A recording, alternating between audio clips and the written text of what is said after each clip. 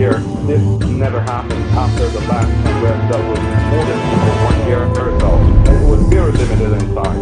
So Iranians have come to realize something that's very important. That's what some experts in the U.S. were really afraid of, because Donald Trump played this formula of Obama, his containment policies through sanctions and threats, very naively and in an inexperienced way. They pushed Iran towards surgeries in economy that Iran was afraid of doing so for several decades. Okay. Even under Shah, they were afraid of cutting dependence on oil. Now, Tehran has been forced to cut dependence on oil totally. So the situation is going to improve when they start selling more oil in future, as they have cut off all dependence on oil. Okay, let's turn to you now, Maya Lester. These snapback sanctions, they are being legally disputed, but I mean, as we've touched upon, there is a practical element to all of this. It doesn't matter who's technically right or who's on the right side of the law here. The US is more powerful, and when push comes to shove, the Europeans are likely eventually to side with the Americans. Is that a fair assessment? I don't think that is a fair assessment. So the European perspective on this is very much, this is exactly why we negotiated a nuclear deal. So the purpose of the nuclear deal negotiated in 2015 was precisely to deal with issues like, is Iran complying? Is Iran sticking to levels of enrichment contemplated under the deal? And are the other parties sticking to the deal? There is a dispute resolution mechanism under that deal, which both Iran and the E3, that's the UK, Germany and France, have triggered. And their perspective is, let's deal with this in the context of the deal that we negotiated. Now, when President Trump, who famously called this the worst deal ever negotiated, decided to pull the US out of the deal in 2018 and reimpose the US sanctions that had been lifted, he said that the US is no longer participating in the deal. What the US is now doing, at least according to the permanent members and the EU, is trying to have its cake and eat it. Having said we're pulling out and reimposing very powerful US sanctions, what they're now trying to do is say to the United Nations, we think that UN sanctions should be snapped back because Iran is not complying. And the perspective of the EU and indeed the other UN permanent members is you can't do both. You can't say we're not in the deal mechanism, but we want UN sanctions to snap back. So that's where the legal dispute lies. Meanwhile, what the US has done is said, fine, forget this legal dispute, but we will act ourselves in the US as if sanctions have been reimposed. And we will say that we will impose our very powerful worldwide US sanctions, nothing to do with the United Nations, if we think that people are breaching sanctions on Iran. So what the US is doing is using its own legal powers, which are very powerful in the world because of worldwide reliance on the US dollar. But that's the dynamic. There is a big difference between what the US is able to do itself and what the US can do as part of the international community. Well, it seems, Maya Lester, that the US is abandoning the international community and going it here alone. They're wielding these powerful sanctions. Do you think the EU is prepared to be sanctioned if it continues to engage with Iran?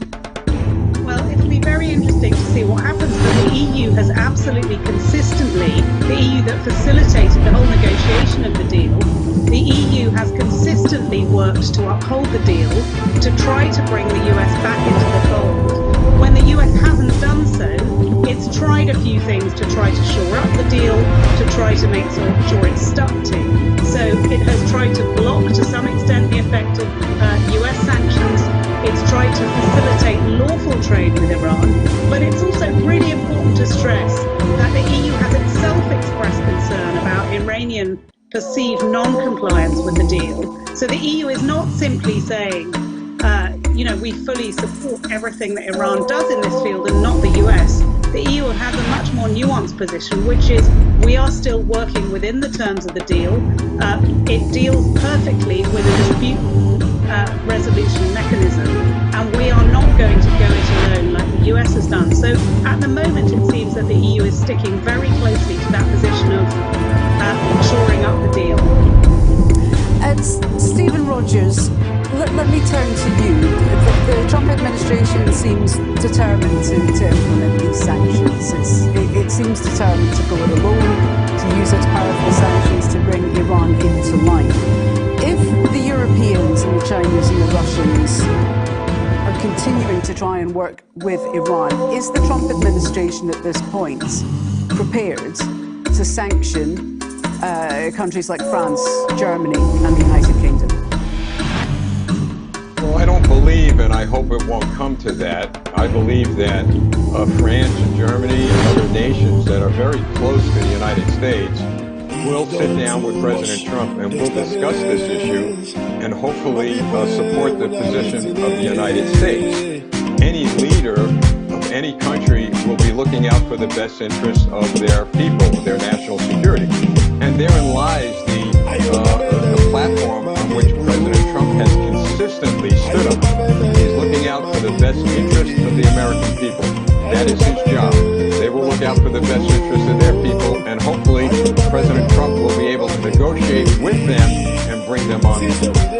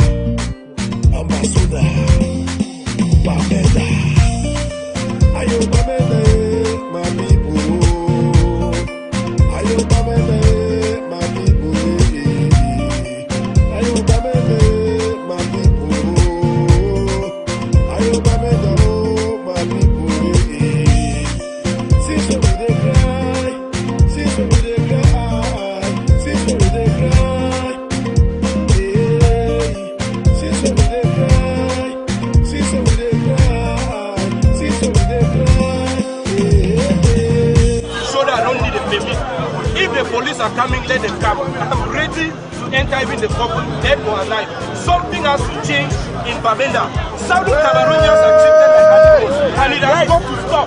Somebody has to stand up, and that person is me.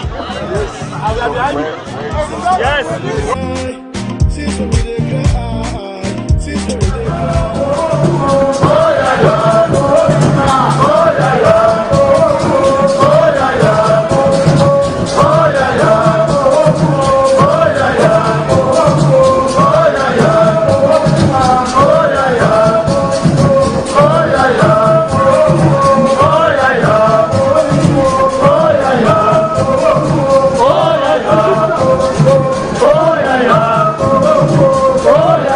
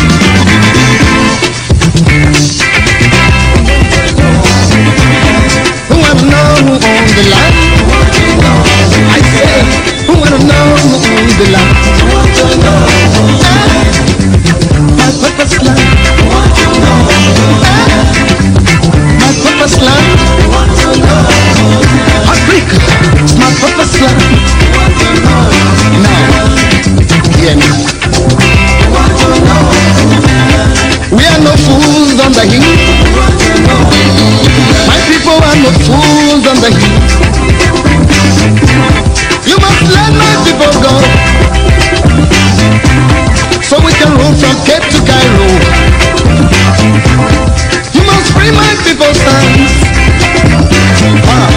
so we can rule our purpose land. I wanna know who owns the land. Who wanna know who owns the land? Okay, now listen carefully. Chinese are ruling the Chinese land. Japan is ruled by Japanese. England is governed by Englishmen.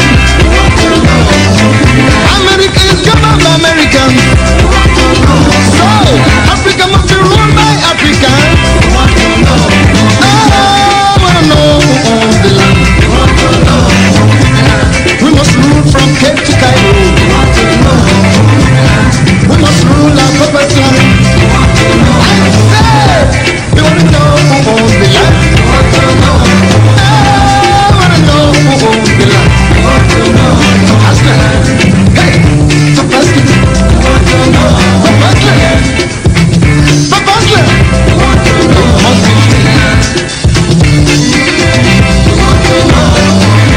Angola wants to know who owns the land. Mozambique want to know who owns the land. Namibia wants to know who owns the land. I said, Soweto wants to know who owns the land. Zimbabwe wants to know who owns the land. African freedom fighters want to know who owns the land. Purpose land.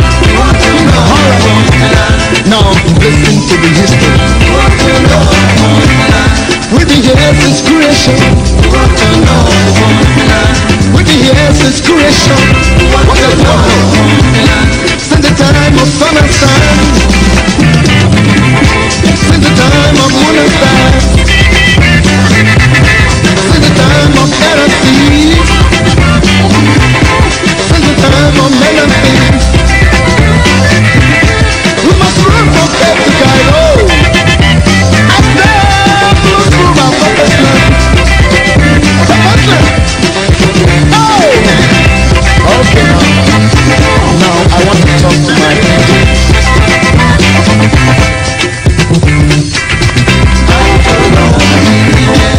Daniel, oh, I will know. Yeah, Daniel, oh, I will know. I feel it's all over Daniel. Now we are the crossroads. On the Femo, don't be right. I feel it's all over Daniel. On the Femo, don't be right. Oh, Palimu, may I get a baba? Yeah, oh, Palimu, just sing a record. Yeah, Palimu, just sing a record.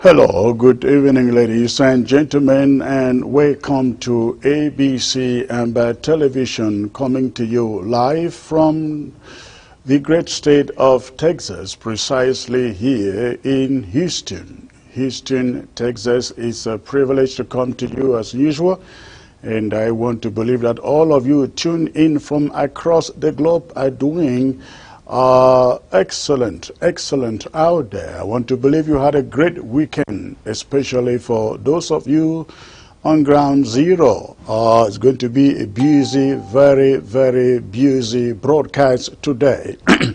And so much to bring to you today. So much is going on, both at the international scene and on ground zero. So, ladies and gentlemen, we want you to quickly populate this platform as quickly as possible, as quickly as possible. So much is going on. So please go ahead, hit your share button before I come back to you with the presentation. Do not touch your remote. The anchor man will be back.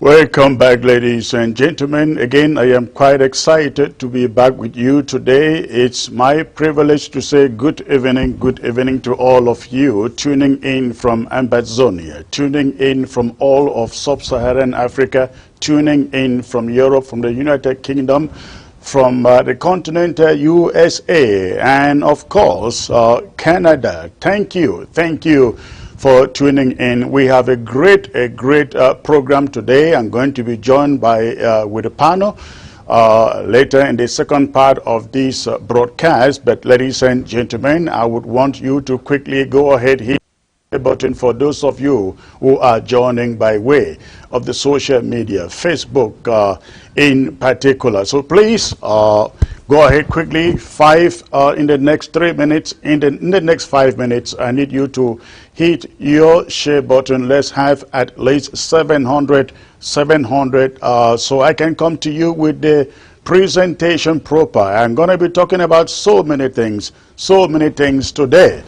Number one, we have a huge rally, AMBA rally, coming up at the United Nations. Number two, we're going to be talking a little bit with the women of the AMBA Women Conference, which you all witnessed yesterday. Such a fabulous, successful conference. We're going to be talking a little bit about that. We're also going to be talking about the attacks on the Red Dragons in the past 1 week. 2 major attacks that have rendered them wandering all over the place without a camp. We also will be talking about the grounding of AMBAZONIA between today, Monday, through Wednesday, and of course I will be announcing the changes on the lockdown in Bamenda in particular. These are very critical issues I will be bringing to you tonight. Of course, also there is mounting pressure on La République du Cameroon to cease fire, ladies and gentlemen. Mounting tremendous pressure on La République du Cameroon to cease fire. We're going to be talking about this also. And also there is a bomb scare.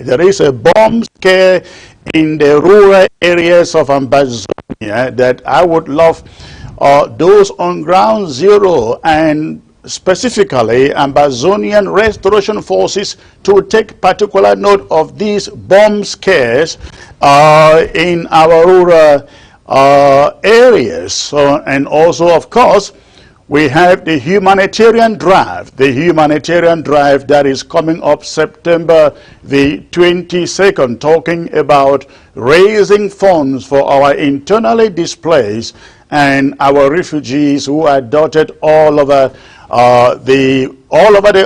Africa, talking about Nigeria, Ghana, Benin Republic, Equatorial Guinea, and all over Central Africa. We're going to be talking a little bit about that drive and appealing to you to get ready for the drive. So please, ladies and gentlemen, got so much to come to you, plus Antumfo and Bohebe will be joining me in the later part of the program for some commentary on what we see French Cameroon politicians doing with their rally out there? And the question has been, should Ambazonians join with French Cameroon? Maurice Kamto and his team to go out there protesting September 22nd. That is the question we are going to answer here, ladies and gentlemen. So please do me a favor, for those of you who have already joined the platform, social media, please hit your share button, get it out to WhatsApp groups, get it out to your groups on Facebook, get it out to Instagram, get it out to Telegram, get it out every social media platform that is out there. Let us quicken this and get ground zero, getting the news of this lockdown. Locking down all of Ambazonia started today. So ladies and gentlemen, I am looking at the figures and I am waiting for you to quickly hit your share button. Give me the figures on the Facebook so that I can quickly start this broadcast in a few minutes. From now. In the meantime, let me see who is here, who has joined. I see the numbers are jumping. Please hit that share button. There is so much to bring to you today. So much critical information to bring to you today. Ladies and gentlemen, this struggle is at a critical moment. This struggle is at a critical moment. Remember, I always like to use the word struggle. No more revolution. Somebody was asking me, Secretary Chris, why do you change from calling it a revolution to a struggle? The explanation is simple, ladies and gentlemen. When we began this, in 2016, it was considered a revolution. We were trying to change the system. We were not trying to pull away. We were not trying to break up. We were trying to change the system. When you change the system in the manner in which we started, it was called a revolution. Just imagine if we had succeeded to cause Cameroon to revert to the federal system or to decentralize. Of course, they did not do that.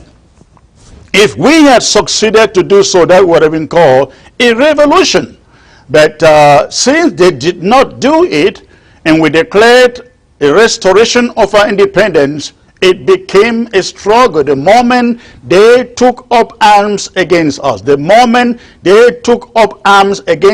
and we declared our independence, it became no longer a revolution, it became a struggle. The struggle for the actualization of the independence of the Southern Cameroons, ladies and gentlemen. So that is why we no longer call it a revolution, we call it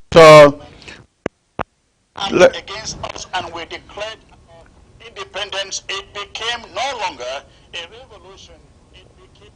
Sorry for that, ladies and gentlemen. Please hit your share button as you join. I am monitoring these figures. The moment we hit 700, I'm coming to you with so much that I bring to you today. But I was saying this, at the moment, the day that they took up arms against us, and then we went further to declare the former restoration of the independence of the Southern Cameroons, it was no longer a revolution. It became a struggle. That is why we are talking about arms, war, conflict today, ladies and gentlemen. So when you hear me say we are in a struggle and not a revolution, I hope you understand the context from which I am coming from. Let me see who is joining here. Christian Kumbo, thank you for joining.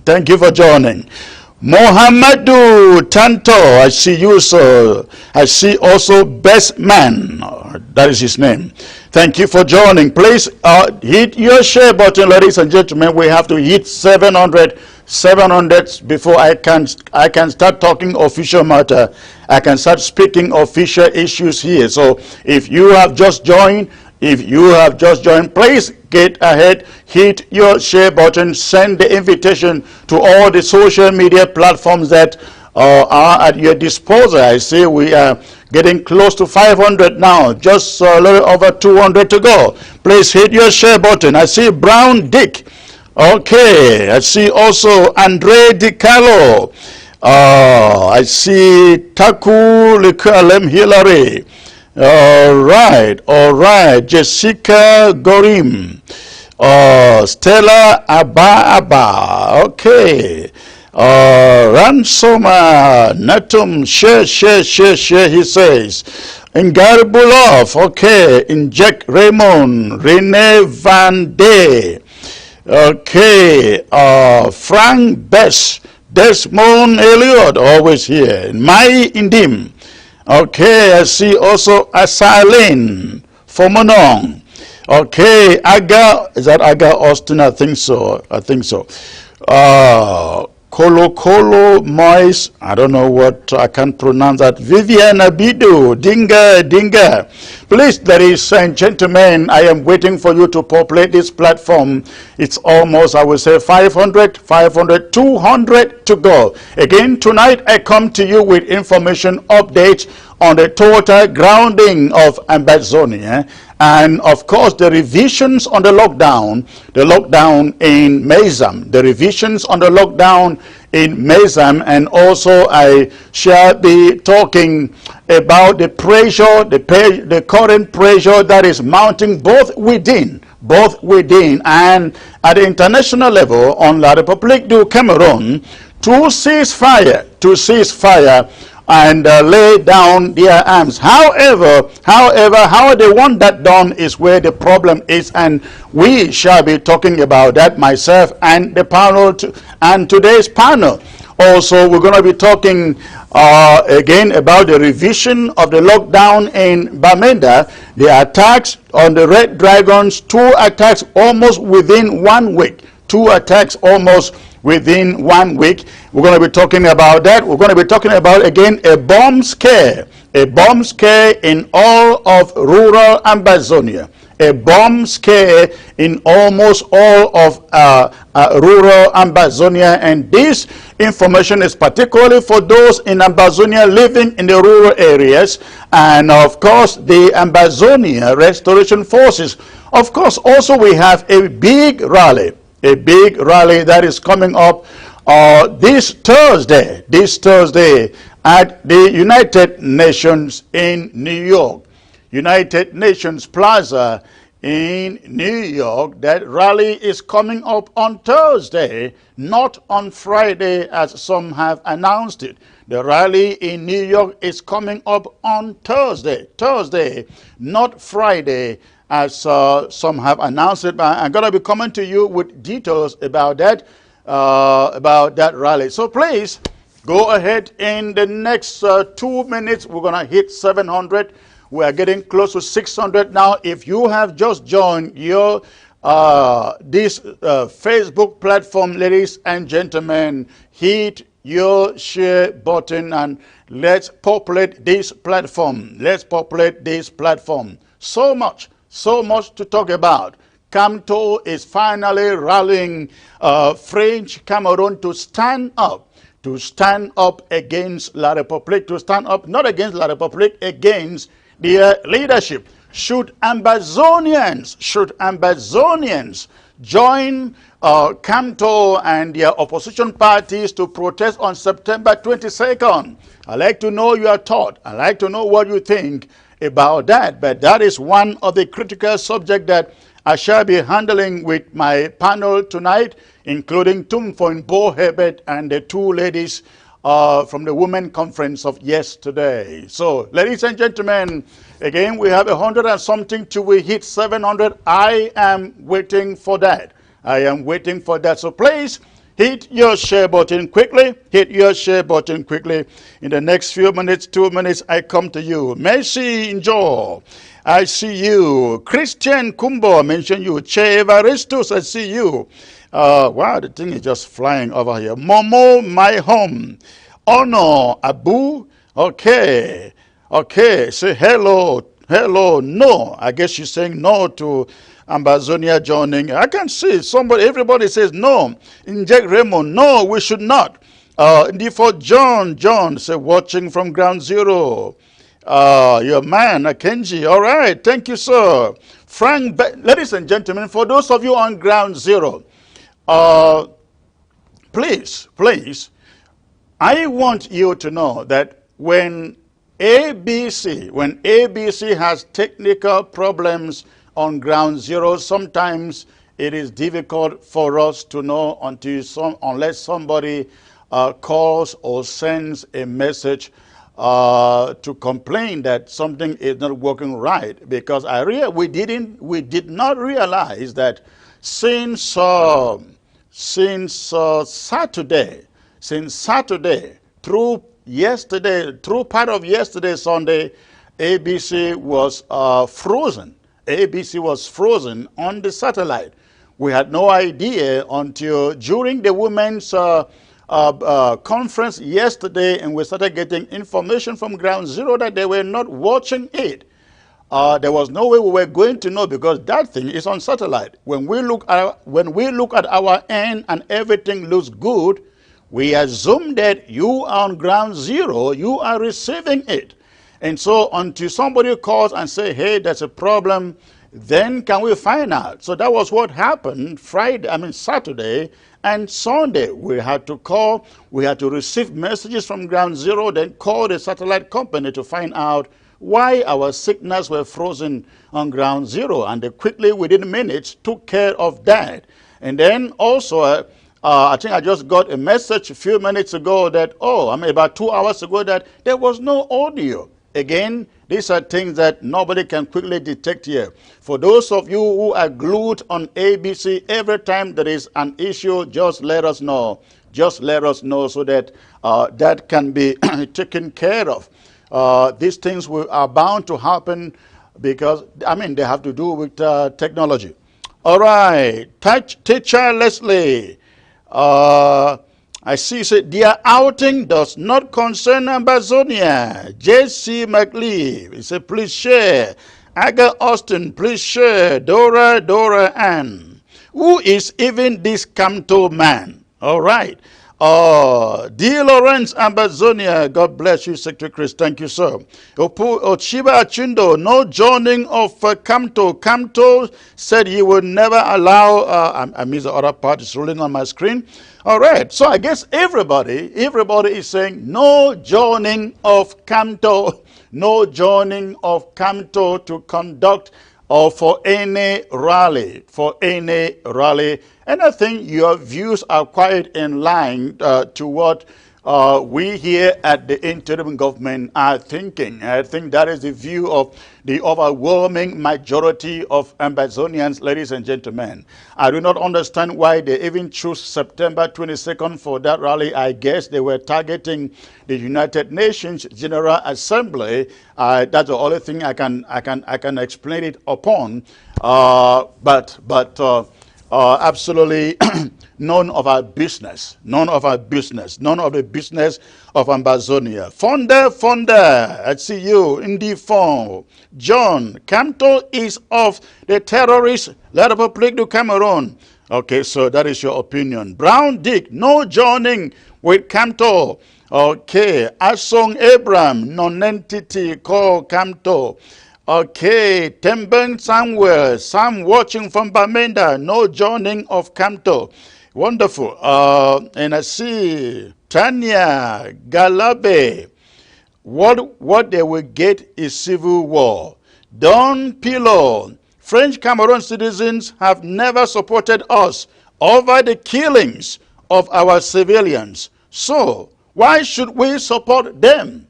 There you go, sir. That's your opinion too. Indeed, Inkem Anumbong. More grace, sir, he said. Jude Diom. Ambazonia have nothing. Ambazonia have nothing to gain or lose from Camto. Okay. MB Wheezy, Kamto is an opportunist. Rosa Azumawo, no for Kamto.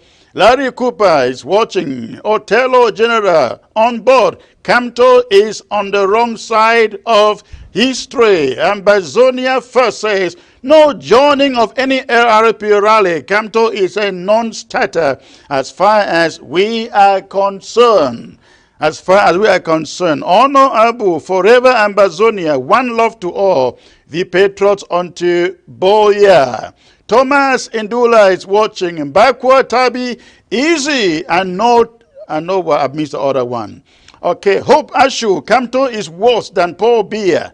All right. Rachel Sachs, AMBAZONIA is not a Republic of Cameroon. AMBAZONIA is gone for good. Wonderful. Johnson Ewane, Kamto is even worse and think he can use our innocent blood for his political gain in their country. Political gain in their country. Clement Akuro, the truth is that Kamto is a fraud. How come they choose September 22nd, which was the day AMBAZONIANs came all out to spit out La République du Cameroon? And I see also Vivienne Anago, AMBAZONIA must be free. She says, Abdul Shanks, Amba forever. We will overcome La République du Cameroon. And another one, Makange Mac, Kamto is bad news. Wow. Indo, amen. It says, Kamto is even evil than beer. Amos Silas, Secretary Chris, Kamto and La République are all losers, cowards, who lost it all. All right, ladies and gentlemen, I can go further. You have said it all. I did not see one person that says, hey, let's just join them and fraternize with them and carry out the rally. None of you is 100% or more than 100% no to not join the rally with Kamto. Ladies and gentlemen, we have hit over 700 already, and I have no reason to keep you waiting. I'm coming to you with a broadcast proper right after this montage. Don't touch your remote. I'll be back.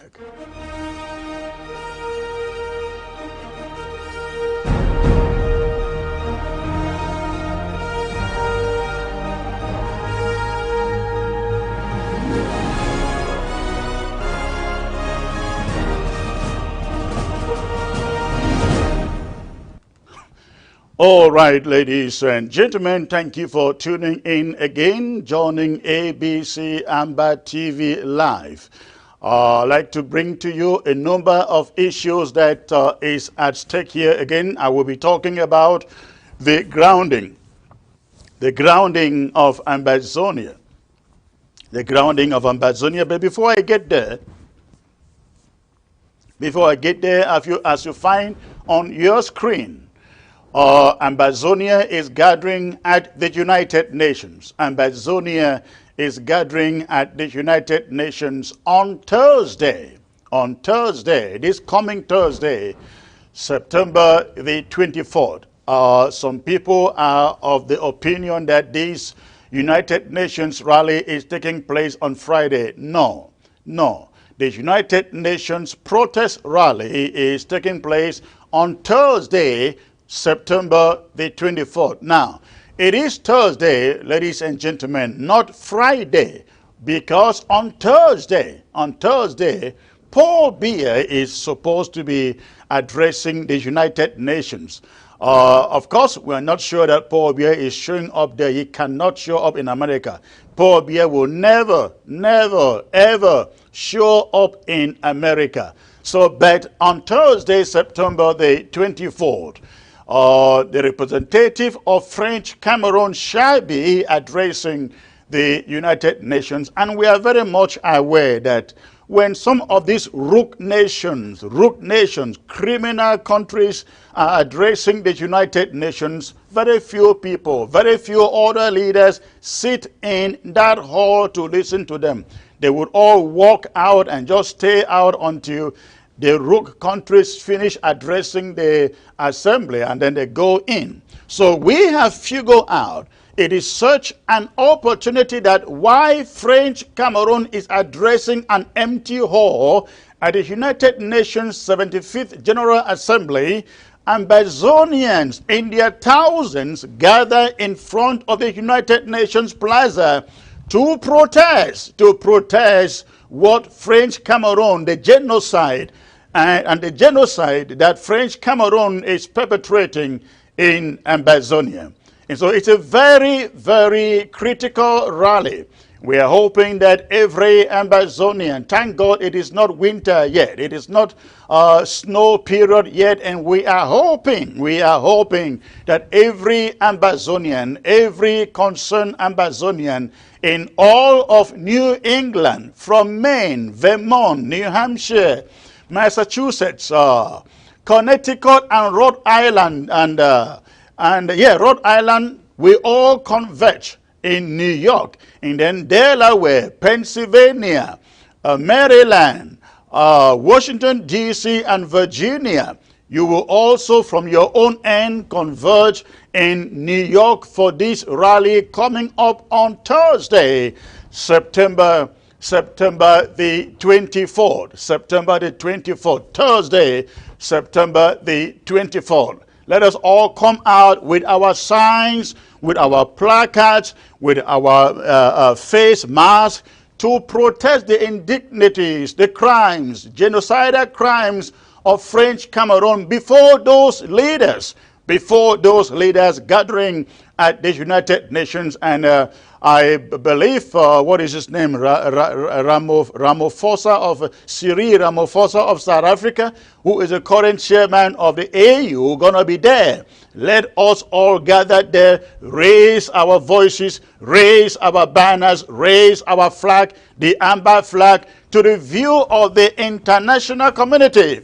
Let them see the atrocities, the genocidal atrocities that French Cameroon is meting upon our people. Again, this is very, very important. That rally is Thursday.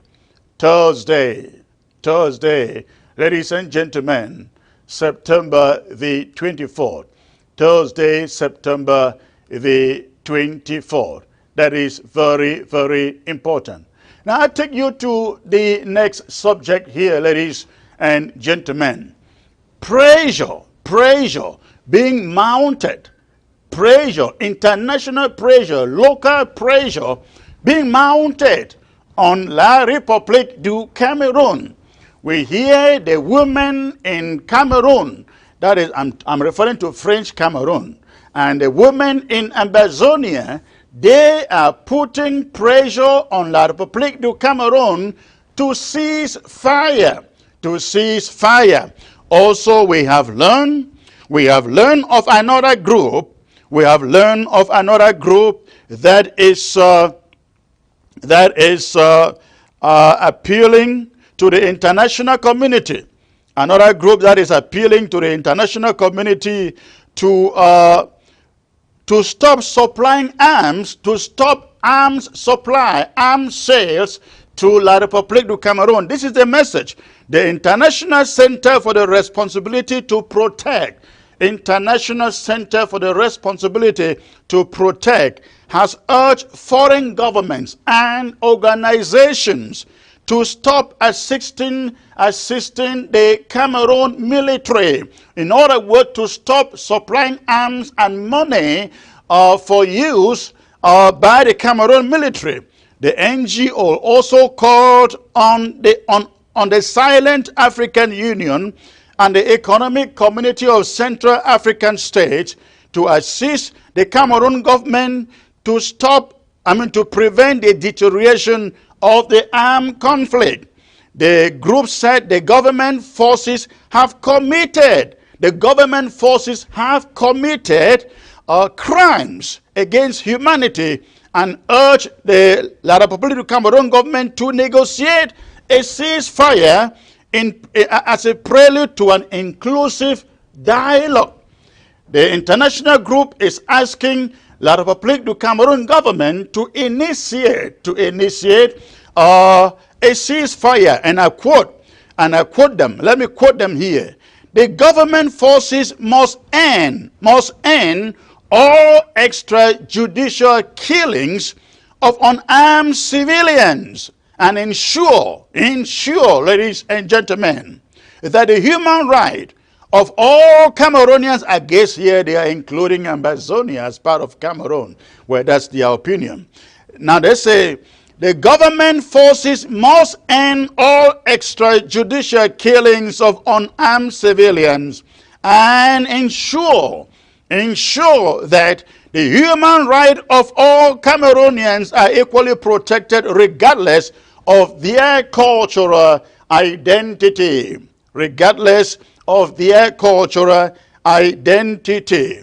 Foreign governments and regional organizations should suspend all military aid. Regional governments and regional organizations should suspend all military aid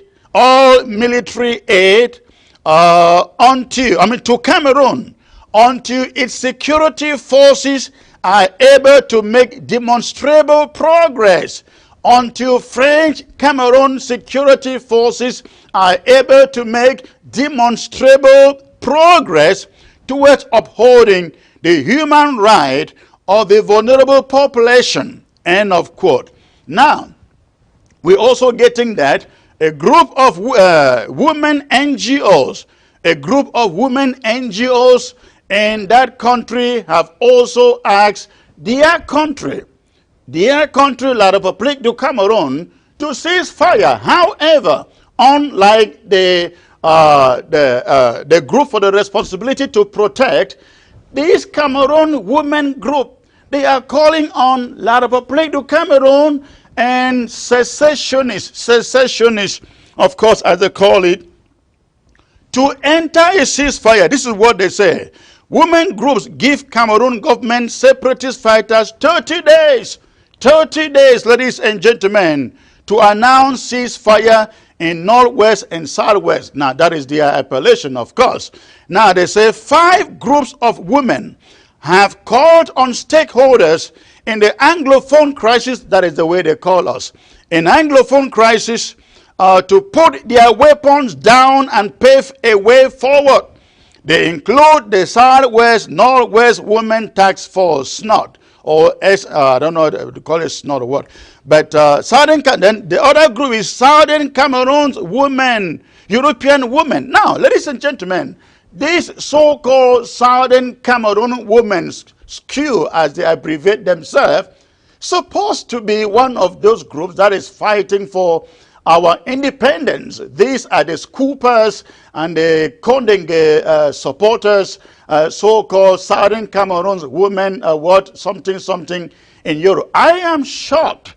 Of course, I should not say I am shocked, but of course, it is a surprise that people that's supposed to be calling upon the La République du Cameroon government to pull out from our territory, lay down their arms, shut down their barracks and their camps, and pull out of our territory, are instead joining these La République women to say that they are giving both La République and separatist forces 30 days to lay down their arms. Is it really true? Is it really true that many of us who stood against French Cameroon yesterday have suddenly turned? I am surprised that women of Scoop, not women of Southern Cameroon, Southern Cameroon, European world, they are not Southern Cameroon anything. They are women of Scoop, women of Condenge fabrications. They are telling separatists, ladies and gentlemen, to lay down arms in 30 days. Think about that. Are they with us or against us? Are they for this struggle or against this struggle? I am referring to this so-called Southern Cameroon's European women. Are they for this struggle or against this struggle? For them to have joined French Cameroon women group to say they are giving both Cameroon and Ambazonia 30 days to lay down their arms. Come on, come on, come on. Even the international, the other group here, that is an international group, does not call on separatists to lay down arms or to go for a ceasefire. But people who should be our own people say, French Cameroon and separatists should lay down arms in 30 days. Ladies and gentlemen, this is the position of this interim government. Their idea is that French Cameroon and the separatists to lay down arms, call for a ceasefire, and then call for an enduring negotiated settlement. No, the reverse is rather true. This interim government and the Ambazonian negotiation team, Ambazonia coalition team, will not accept any form of ceasefire without French Cameroon coming to the table for that agreement to be reached. Everything, a ceasefire will be on the initial meeting with French Cameroon. So if French Cameroon and their allies like these so-called women can sit over there and think that they will call us or call La Republique to lay down arms to ceasefire, we did not call for the war. We did not initiate war. If French Cameroon loves to ceasefire and lay down arms, that will be welcome. We will welcome it. But if French Cameroon will not ceasefire and lay down arms, we will never for a second lay down arms in anticipation for any talks. Not at all. Laying down of arms, the modalities for the laying down of arms shall be negotiated, ladies and gentlemen, in our first meeting in Switzerland or anywhere else. That is the way to go. French Cameroon will not talk to us, will not sit down with us or send emissaries to us, send communication to us, send middlemen or women to us to negotiate a ceasefire. We will not take that. The easiest thing for them to do, ladies and gentlemen, is to call back their military into their territory, lay down their arms, and Ambazonia restoration fighters will have nobody to fight. You all know that. It makes a lot of sense. If French Cameroon pulls out their forces, their soldiers, to their territory, Ambazonian restoration forces will have nobody to wage war against. After all, we did not declare war. They declared war on us. It is incumbent upon them to cease fire, not Ambazonia. Ambazonia is defending itself, defending its territory, defending its people. That is what we are doing, and we will do that until the day that French Cameroon is willing to come to table and negotiate with us. And for those women, it's a shame. It's a shame. It's a shame if you call yourselves women, sitting there at the comfort of your homes in Douala, in Yaoundé, and telling some people you refer to as separatists to lay down arms. You should be ashamed of yourselves. You should be ashamed of yourselves. I thought you would be going out to protest the killing of your brothers and your sisters. I thought you would be on the street demanding for justice for your people. I thought you would be on the street or writing petitions, demonstrating in front of the Prime Minister's office, in front of it today, in front of all the diplomatic missions in Yaoundé, calling for French Cameroon to pull out of your own territory. But you have the guts to hide there in Douala and in Yaoundé to call for separatists to lay down arms in 30 days. In 30 days, did separatists call for war? Did separatists declare war? You should be calling on French Cameroon to pull out and call for a ceasefire because they declared the war in the first place. If you think that Ambazonians are going to renege for a day in the quest for the freedom, the independence of Ambazonia, you are wasting your time. You are addressing the wrong parties. You are addressing the wrong party. Again, these women should be very, very ashamed of themselves. And let me speak to the Presbyterian moderator out there in Boya. The moderator of the Presbyterian Church in Boya, I think they call him Reverend Funky, is it somewhere? Or something like that. Sir, we are monitoring everything that you say out there about this struggle. We now understand that you told your congregation last weekend that they should go out on the 22nd to march on the side of Maurice Kamto to march. You call it marching for peace. Sir, Reverend Samuel Funky of the Presbyterian Church headquarters in Boya. Sir, we are not looking for peace in Ambazonia. And I like every Ambazonian to take note of the statement I make here right now, because I hear the talk of peace all over the place. We in Ambazonia, we are not looking for peace, ladies and gentlemen. We are looking for justice. We are not fighting for 4 years for peace. We are fighting for 4 years for justice. If we receive justice today, peace will flow.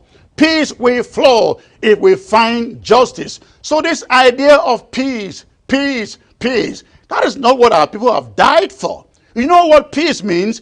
Peace means a ceasefire. A ceasefire without negotiation will not give us peace. They are talking, when they talk about peace, they mean an end to the conflict. But what kind of an end?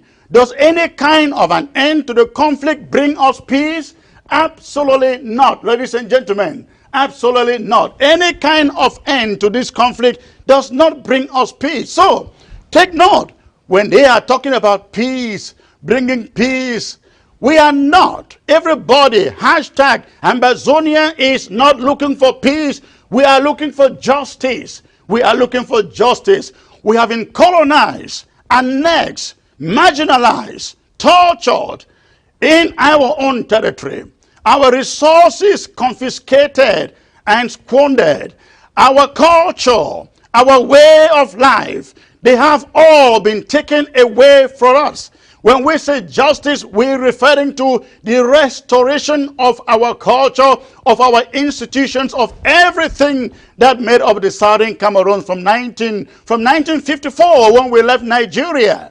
Ladies and gentlemen, that is what we are looking for. Justice, not peace. Peace will follow justice. Peace will follow justice. It's just like saying you do the right thing and everything will be okay, right? You do the right thing and everything will be okay. Let me address you out there in the international community.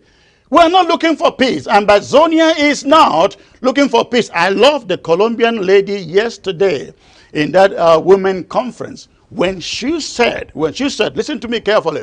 That lady said, when they went out for negotiation, she said one thing they regretted doing in Colombia, in the civil war in Colombia, was that when they went out for negotiation, the rebels were made to surrender all their arms.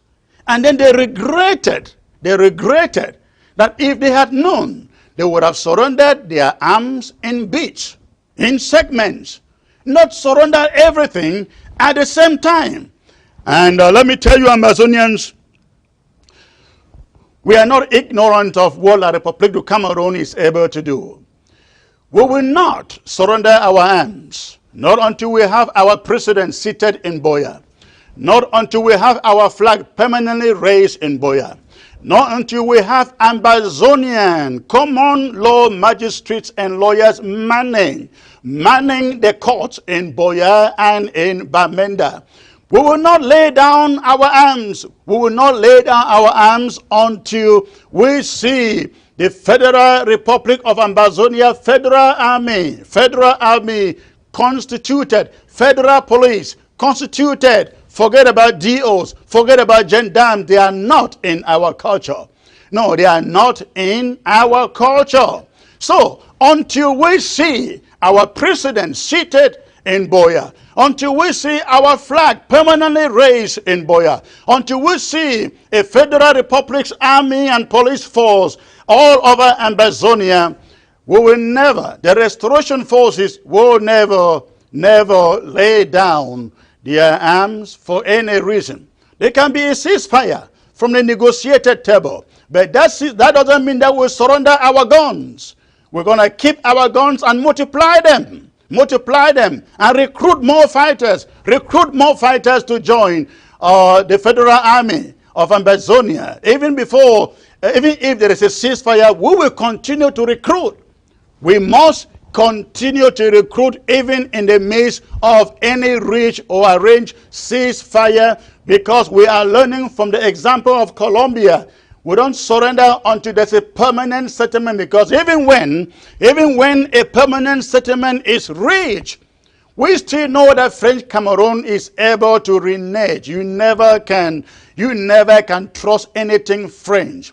You never can trust anything French. So we will not give up on our arms. We will not give up on our soldiers, not until a permanent settlement is reached. So please, these women out there in Douala and in Yaoundé, who are giving us 30 days, giving French Cameroon 30 days for a ceasefire, they should rather be giving French Cameroon 30 days to ceasefire, 30 days to pull back their soldiers and shut down their camps in AMBAZONIA, because they started this in the first place. Ladies and gentlemen, they started this in the first place. And for Reverend Samuel Funky, the Presbyterian moderator out there in Boya, again, sir, we are observing what you are doing out there. We are observing what you are saying out there. You are telling people to go out and march for peace. Sir, we are not looking for peace in AMBAZONIA. Take this home. We are not looking for peace in AMBAZONIA. Maybe you are referring to peace in French Cameroon. In AMBAZONIA, sir, the word is justice.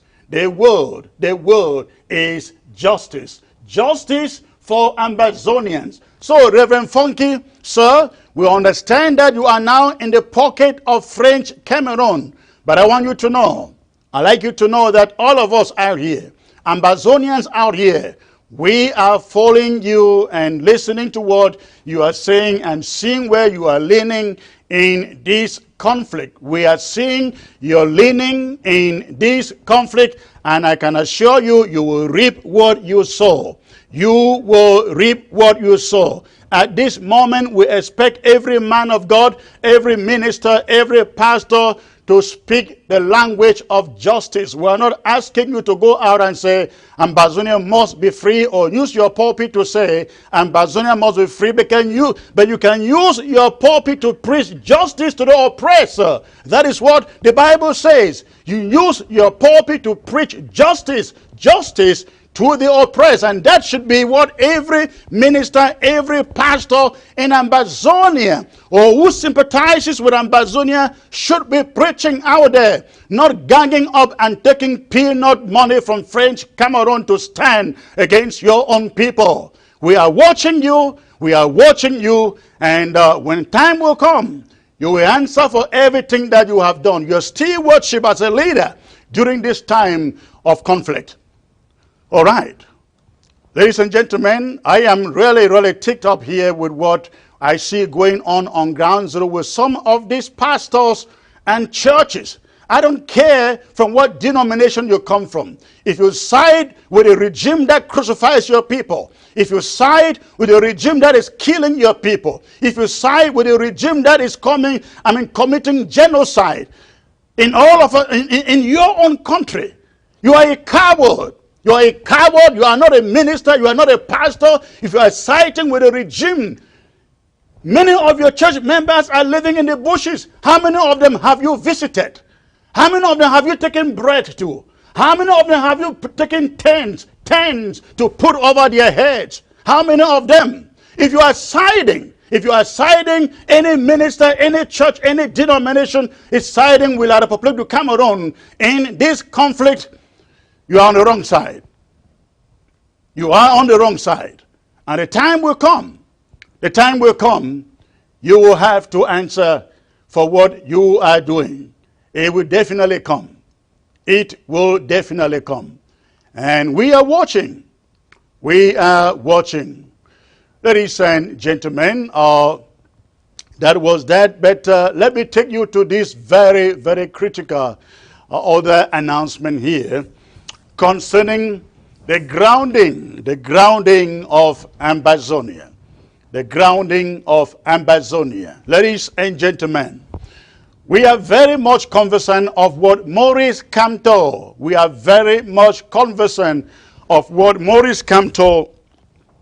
is trying to do to steal away the limelight from AMBAZONIA.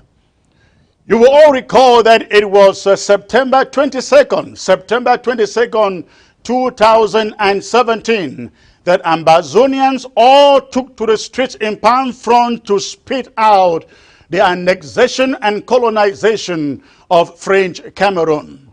Now, on the anniversary of that spitting out of French Cameroon, Maurice Kamto and the opposition in French Cameroon decide to put on a grand rally all over their territory. And of course, as you heard from me a few minutes ago, there are some in our territory, the Reverend Samuel Funky, who is telling some Ambazonians of his congregation to go out and march for peace. March for peace. We're not marching for peace, ladies and gentlemen. Kamto and his team, they are putting on this grand rally on September 22nd to kind of water down, ladies and gentlemen, the exercise that was carried out on September 22nd in 2017. We know what Maurice Kamto is up to. We know that Maurice Kamto is fighting to take over the reins of power in French Cameroon. Now, are we fighting in Ambazonia to overthrow the government in French Cameroon or to overthrow Paul Biya? Absolutely no. It is not in our agenda to overthrow Paul Biya. If we wanted to overthrow Paul Biya, our towns, our cities, our country would not be locked down. We would not have declared a free and independent Southern Cameroon. No, we are not fighting for the overthrow of Paul Biya. We are fighting for the independence, the sovereignty, the restoration of the sovereignty of Ambazonia, the former British Southern Cameroons. And so, the rally that Maurice Kamto has put up out there on September 22nd, all of us in the interim government and all Ambazonians, the overwhelming majority of Ambazonians, we say no to it. No to it, because what they are trying to do is trying to water down the September 22nd manifestation in which we declared internationally that we were walking away from any kind of association with French Cameroon. Now, Maurice Kamto is putting up his rally on the same day. I don't know what significance that September 22nd has for French Cameroon or for the opposition in French Cameroon. I don't understand. Are they targeting the United Nations General Assembly? I don't know. But they could have picked today, Monday, the 21st, which because the United Nations is in session. They could have picked Friday, the 24th, with the United Nations still in session. They could have picked Thursday, the 23rd, the 24th. They would have picked Friday, the 25th, with the United Nations in session. They could have picked the 23rd, but they did not pick any of these days. They did not pick any of these days. They chose to pick what? September 22nd. September the 22nd. I don't know whether in their minds, in their little minds, they think AMBAZONIA will say, yeah, let's go out and take the advantage, take the opportunity to celebrate September 22nd with them. No, we are not doing that. We are not doing that, ladies and gentlemen. The interim government is declaring a total grounding of all of AMBAZONIA, beginning today, Monday, through to Wednesday the 23rd. Yes, we are locking down from Fako to Nkambe. Every street, every town, everywhere will be shut down in AMBAZONIA. That means after today's ghost towns, Tuesday will be locked down, Wednesday will be locked down, and on Thursday you can all go out and take care of your businesses. Let us send a message. We are sending a message not only to Francophone, to French Cameroon. We are also sending a message to the international community that we have nothing, ladies and gentlemen, to do with Maurice Kamto and anything directed at a regime change in French Cameroon. That is why we will remain shut down till Wednesday the 23rd. Maurice Kamto's rally is supposed to be taking place tomorrow, Tuesday. But we are grounding all of AMBAZONIA. Please, nobody steps out for anything. And let me advise AMBAZONIANs out there who are in who are taking refuge in French Cameroon, Bafoussam, Bunda, Douala, Yaoundé, Kongsamba, all these places. Please listen to me carefully. You do not go out and risk your life. A stray bullet can take your life. We see La République du Cameroon has police or militarized every street in Douala, in Yaoundé, I guess in Bafoussam also. If you are a refugee, now I said this before that we should understand this. If you are AMBAZONIAN, living anywhere in French Cameroon, you are not an IDP. You are a refugee because we consider it a foreign country. We consider them a foreign country. So if you are in French Cameroon, anywhere in their territory, you are not an IDP, internally displaced person. You are a refugee. They may not officially recognize you so, but we do it because we declared our restoration. So please, we are advising you in Douala, AMBAZONIANs in Douala, in Yaoundé, stay home where you are.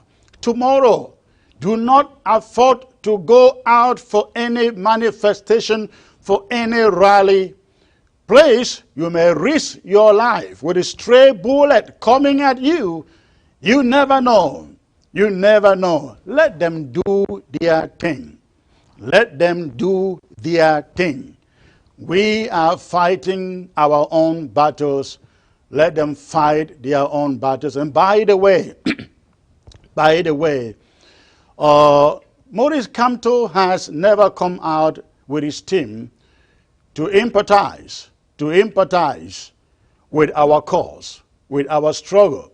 Maurice Kamto has vowed again and again and again that even if he were to become president, there will be one and indivisible La République du Cameroon in which AMBAZONIA is part.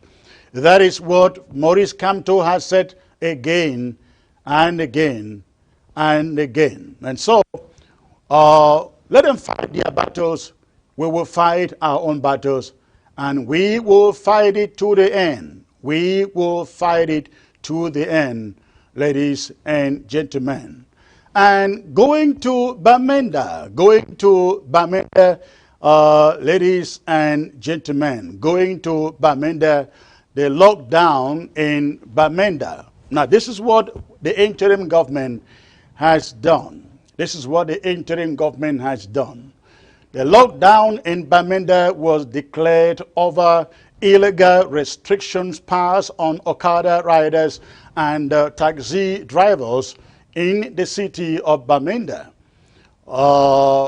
It was illegal because no one person or groups of persons has the right to limit mobility of a certain class of people to certain segments of the community, of the locality. And so, when they passed those restrictions, we thought it was time that we empathize with the Okada riders and the taxi drivers in the city of Bamenda. We called for a total grounding of the city of Bamenda and Mezam as a whole. We saw that happen last week in the most successful manner anyone could ever think of. We want to appreciate your courage out there in Bamenda. And why we do this, we really want you to know, ladies and gentlemen, those of you in Mezam, in Bamenda, it is not about the diaspora. They will want you to believe that it is the diaspora putting you in harm's way. It is not about the diaspora. It is not about the interim government. It is about you and us. It is about all of us. All of us. They have cut down our freedoms, cut down on our education, cut down on our legal systems, cut down, now they are cutting down on our ability to move freely, ladies and gentlemen. It's cutting down on our abilities to move freely in our own territory. Lands and bringing foreigners from their country to occupy them, buy them over and occupy them. They are coming in with their businesses, and when we call for restrictions to support the struggle, their businesses go out to defy it. So, ladies and gentlemen, this is not about the interim government. Most of us are here in America and in Europe. Listen, we fail for any. God forbid, we do not succeed in this struggle. Listen, I'm a U.S. citizen. Most of you know that. I don't have to come to that damn country to live there. But listen, I am fighting. We are fighting because of those of you who are being crushed, who are being colonized and annexed by the day. Paul Biya said it himself, that the mission has always been to assimilate them, assimilate us. These measures we are taking to lock down and do this grounding, they are not about us. They are not about the diaspora. They are about those on ground zero. And we acknowledge the pain and the suffering that comes along with it. But I'd like you to know, nothing good comes easily. They have to be sacrifices. If Jesus did not die, many people who claim to be saved and born again today will not claim salvation. Somebody had to pay in this war. Maybe it is you whose life will be sacrificed. I pray it is not you. But somebody, the reality is a fact. Somebody would have to pay for it. You have to pay for it with your money. Some will pay with their lives. Some will pay with jail. We got so many in jail today. My own sister is still there in jail. Ladies and gentlemen. That is how some people will pay for it. So it is not about us. So when we come out with these decisions like lockdown and the grounding of the territory, please, I heard some people saying, oh, you people should have mercy. You people should have mercy. No, this is war. This is war. This is war, and that is exactly the language that French Cameroon wants to hear. So, when we declare a lockdown, we are trying our best that all of you who are still at home and live in the freedom of absolutely. And so these are the revisions that we have made for Bamenda lockdown. Bamenda lockdown, going forward, ladies and gentlemen, starting today, Monday, we go on indefinitely from Mondays to Wednesdays. Again, Bamenda grounding, Mezam grounding will go on beginning today, indefinitely, every Monday through Wednesday. Every Monday through Wednesdays. Now, Thursday to Sunday, you go out for your regular business. You're drinking water here. All right. Mondays to Thursdays indefinitely is locked down in all of Mezam. Then Thursdays to Sundays, you can go out. You are free to go out to your job site, to your business, and do whatever you normally do. However, between Thursdays and Sundays, only Okadas and taxis are allowed circulation, are allowed movements in all of Mezam. Between Thursdays and Sundays, you can go to work, you can go to your office, you can go to your market, you can go to your business location. However, only Okadas and taxi drivers or taxis are allowed to have circulation in the city of Bamenda. No private cars would be seen. No official cars would be seen.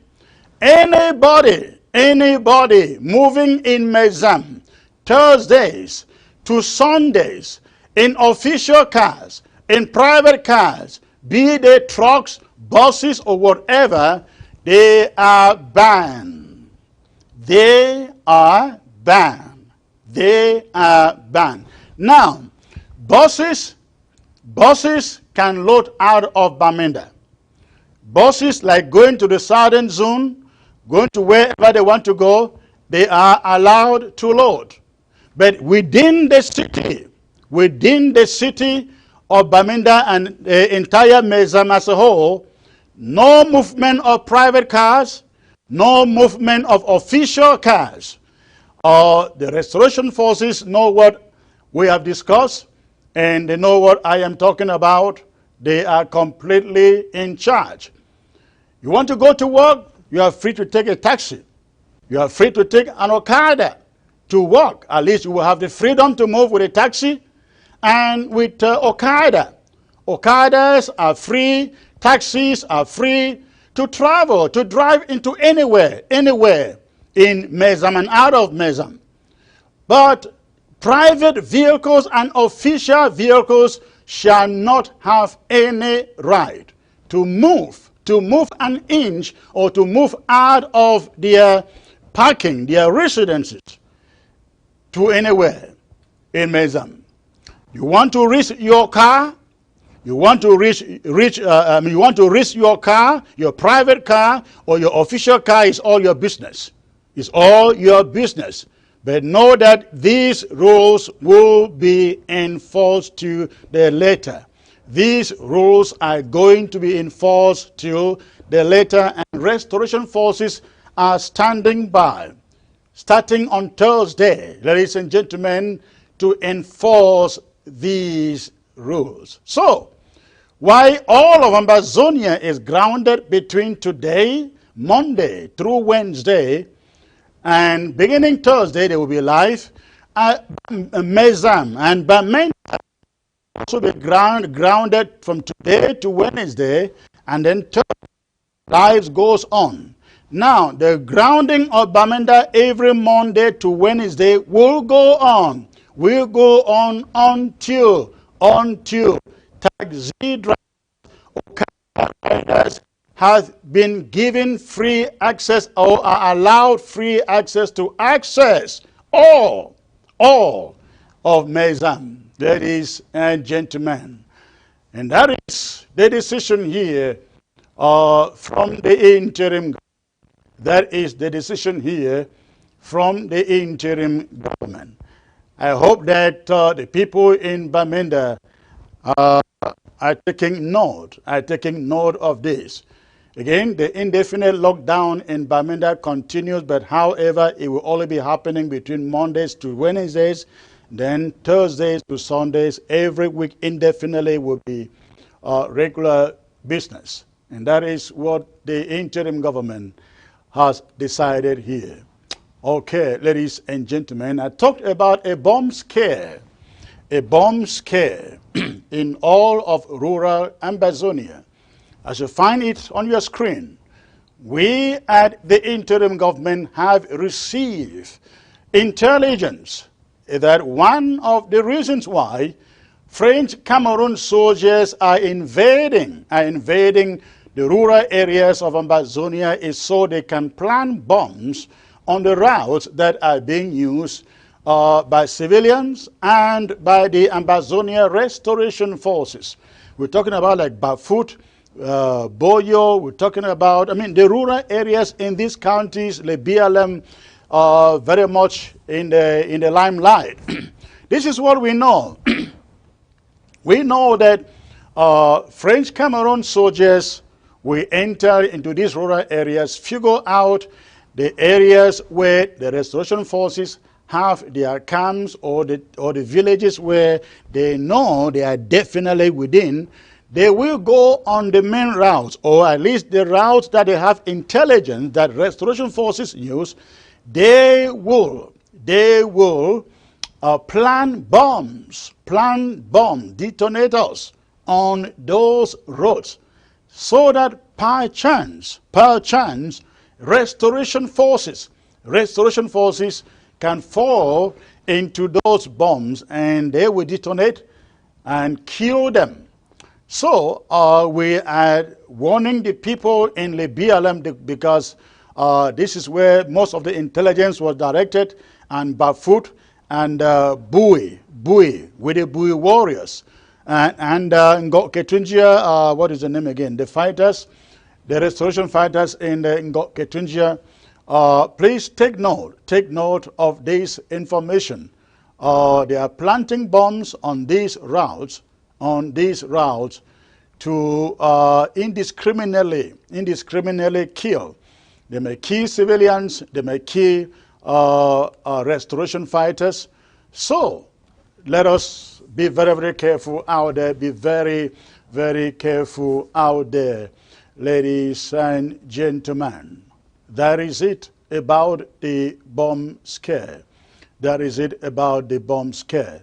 Now, one more thing before I bring in my panel. One more thing before I bring in my panel here, ladies and gentlemen. We have the drafting for our IDPs and refugees coming up on September the 22nd, the draft for our refugees and IDPs. And this is a very, very emotional subject, ladies and gentlemen. I am at the receiving end. I get lots and lots and lots of messages from our brothers and sisters on ground zero, on ground one, even in Ghana, who cannot have ends meet. They don't have jobs. Some of them are squatting under hurt. The United Nations in Nigeria does not provide regularly for those refugees. The United Nations Refugee Center is supposed to be providing for refugees who are under their protection. But that has not happened. The refugees in Nigeria are not getting help, the help that they need from the UN agency in Nigeria. And I've received messages upon messages of our people lamenting. Some want to go back home because of the suffering. Some want to, it's miserable, ladies and gentlemen. And it's very pathetic when you see people suffering and there is really nothing that you can do. But I really think that we can do something.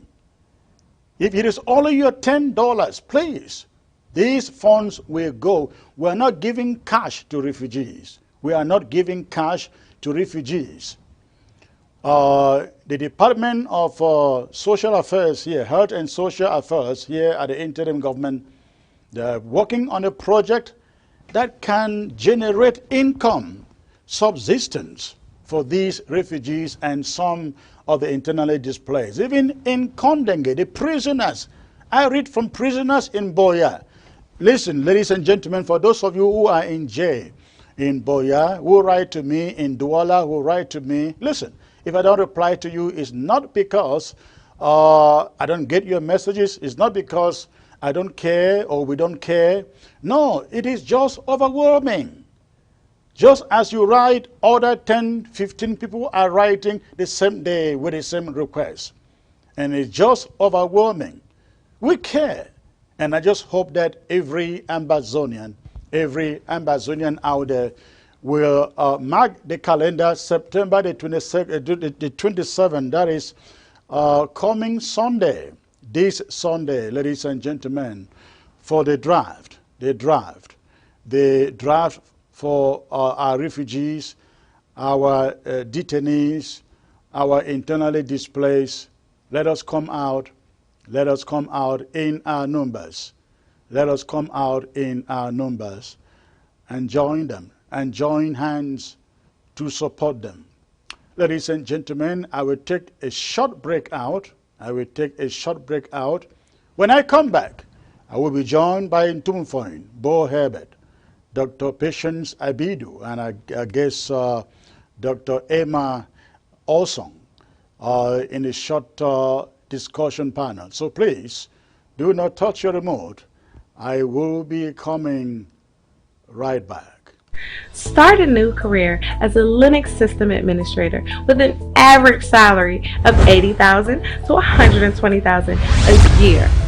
Dynamic Tech Academy has transformed many lives for the better through our 6-month Linux program. We are so excited to announce that we are adding DevOps course and Red Hat certification at no charge, which will make students more competitive.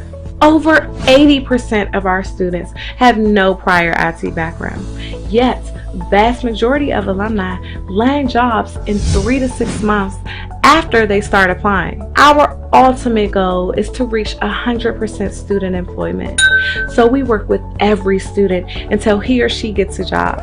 Upon successful completion of the course, we will provide resume building, interview preparation, and job placement assistance. With the Linux course, you get more than 300 hours of in-depth training, and you get to learn from experienced instructors. By the end of the program, our students can be Red Hat certified if they choose. Our alumni work in companies, both government and private companies in the USA, Canada, and even Europe. Want to learn more about the program? You can contact us at info@dynamicdmv.com, or you can call us at 240-604-9505, or you can call us at 240-423-7865.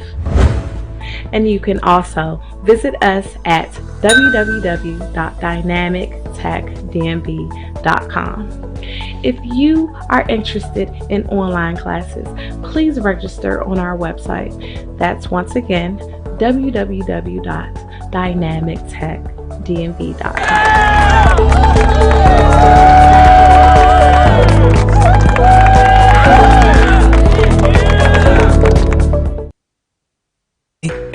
Helps you protect yourself financially against chronic, critical, and terminal illness, and of course allows you to take money anytime for any reason at any age without a tax penalty.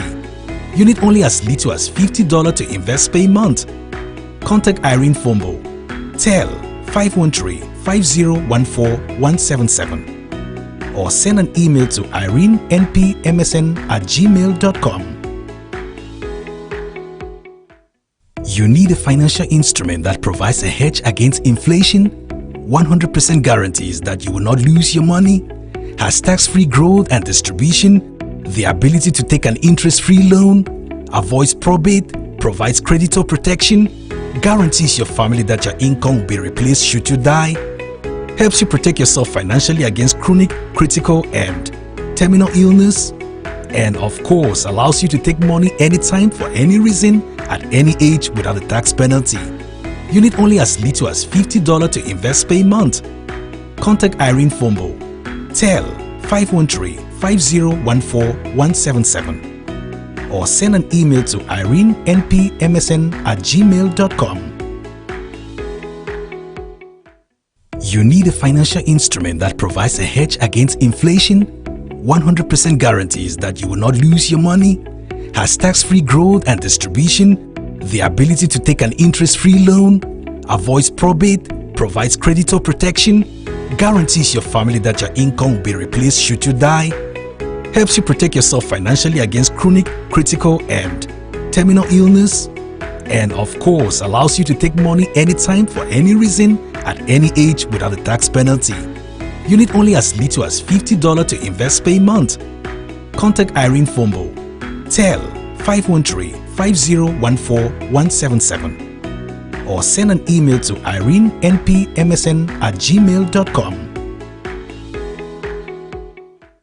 You need a financial instrument that provides a hedge against inflation, 100% guarantees that you will not lose your money, has tax-free growth and distribution, the ability to take an interest-free loan, avoids probate, provides creditor protection, guarantees your family that your income will be replaced should you die, helps you protect yourself financially against chronic, critical, and terminal illness, and of course allows you to take money anytime for any reason at any age without a tax penalty. You need only as little as $50 to invest per month. Contact Irene Fombo, tel 513-5014-177, or send an email to irenenpmsn@gmail.com. You need a financial instrument that provides a hedge against inflation, 100% guarantees that you will not lose your money, has tax-free growth and distribution, the ability to take an interest-free loan, avoids probate, provides creditor protection, guarantees your family that your income will be replaced should you die, helps you protect yourself financially against chronic, critical, and terminal illness, and of course allows you to take money anytime for any reason at any age without a tax penalty. You need only as little as $50 to invest per month. Contact Irene Fombo, tel 513-5014-177, or send an email to irenenpmsn@gmail.com. You need a financial instrument that provides. Welcome back, ladies and gentlemen. Thanks for staying put in there. Yesterday, a very, very important event took place, a very, very important conference took place, put together by the Ambazonian women. And for those of you who tuned in to that conference yesterday, I think the last count I saw over 260 something people tuned on to that event. ABC had to join momentarily to bring it live, and I saw also over 200 others watching on ABC. One thing that was quite amazing was the lineup of guests that were presenting at that conference. I think it was something that has not been done. The resource, I mean the guest resource, is something that has not been done since we started this struggle. The women did an incredible job reaching out to those women who have passed, some of whom have passed through what we are passing through, some of whom have sat on the table to negotiate conflicts like ours. I am joined by Dr. Patience Abidu, who was one of the organizers, one of the hosts of that conference of yesterday. And also we'll be joined by Dr. Emma Osong, who was also the co-host to that event. Now, such a great event. For those of you who were not able to watch it on Ground Zero, ABC will rebroadcast it. ABC will rebroadcast it because we had almost the entire chunk of it. We missed a little part of it, but we will bring you over probably about 3 hours, of that event from yesterday after this broadcast is over, so that those of you who did not watch yesterday because of the technical issues with ABC on Ground Zero can watch it. But it was such a marvelous and enriching conference put together by the women. I am joined again by Dr. Patience Abidu, who was one of the organizers from the Women Department of the Interim Government. Dr. Abidu, thank you for such a great conference you guys put together there. Thank you, Secretary Chris. Let me start by saying Happy International Peace Day. Today is September 21st, and it's International Peace Day, and coinciding with our Women for Permanent Peace and Justice event that took place yesterday. Greetings to everyone from Ground Zero, Ground One, and all over the diaspora watching. We had a fantastic program yesterday, and I look forward to discuss it further with my able my Emma Osong, who will be joining us. Thank you, Secretary Chris. Thank you. Thank you again. It was such an enriching conference with so much discourse about how we can go about. I made reference to justice in my commentary during this broadcast. I don't know whether you heard me, but I made emphasis on the fact that I don't think Ambazonians are looking for peace per se. Ambazonians are looking for justice, and peace and justice was the theme of your conference yesterday, and I heard the discussions on peace. So how do you navigate between peace and justice in seeking solutions to this conflict as women? That is a valid question. As a matter of fact, we had a few women who were concerned by the name Women for Permanent Peace and Justice.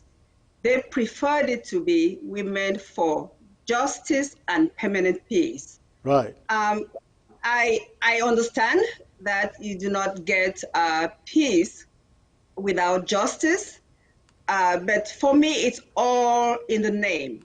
The activities that will be performed, that will be carried out by this group, will be in such a way that those two will go hand in hand. Sometimes you have to navigate through peaceful means to bring people on board, and then you ask for justice and then get permanent peace. So it's kind of tricky, and we understand the concerns. I heard your commentary, and I also believe that you're right, that there cannot be peace in Ambazonia without justice. But that is something to ascertain in the future after Team Ambazonia does what it's supposed to do. But we women will navigate it in a different way. Thank you.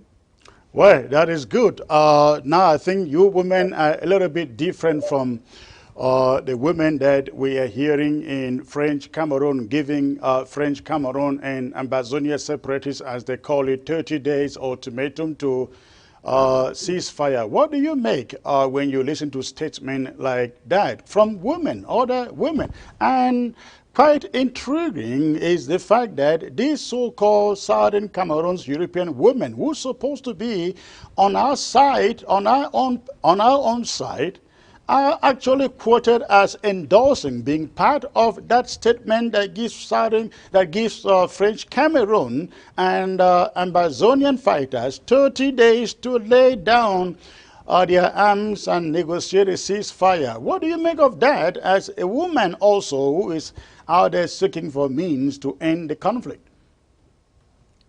So when you think about the people that are suffering, the people that have died, the people that are homeless, the people that are living in bushes, women giving birth in bushes, you can understand why women will want peace to come about.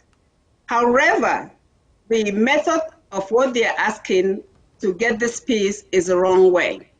I heard your commentary, Secretary Chris, and you mentioned that what happened that we have a war? How did the war come about?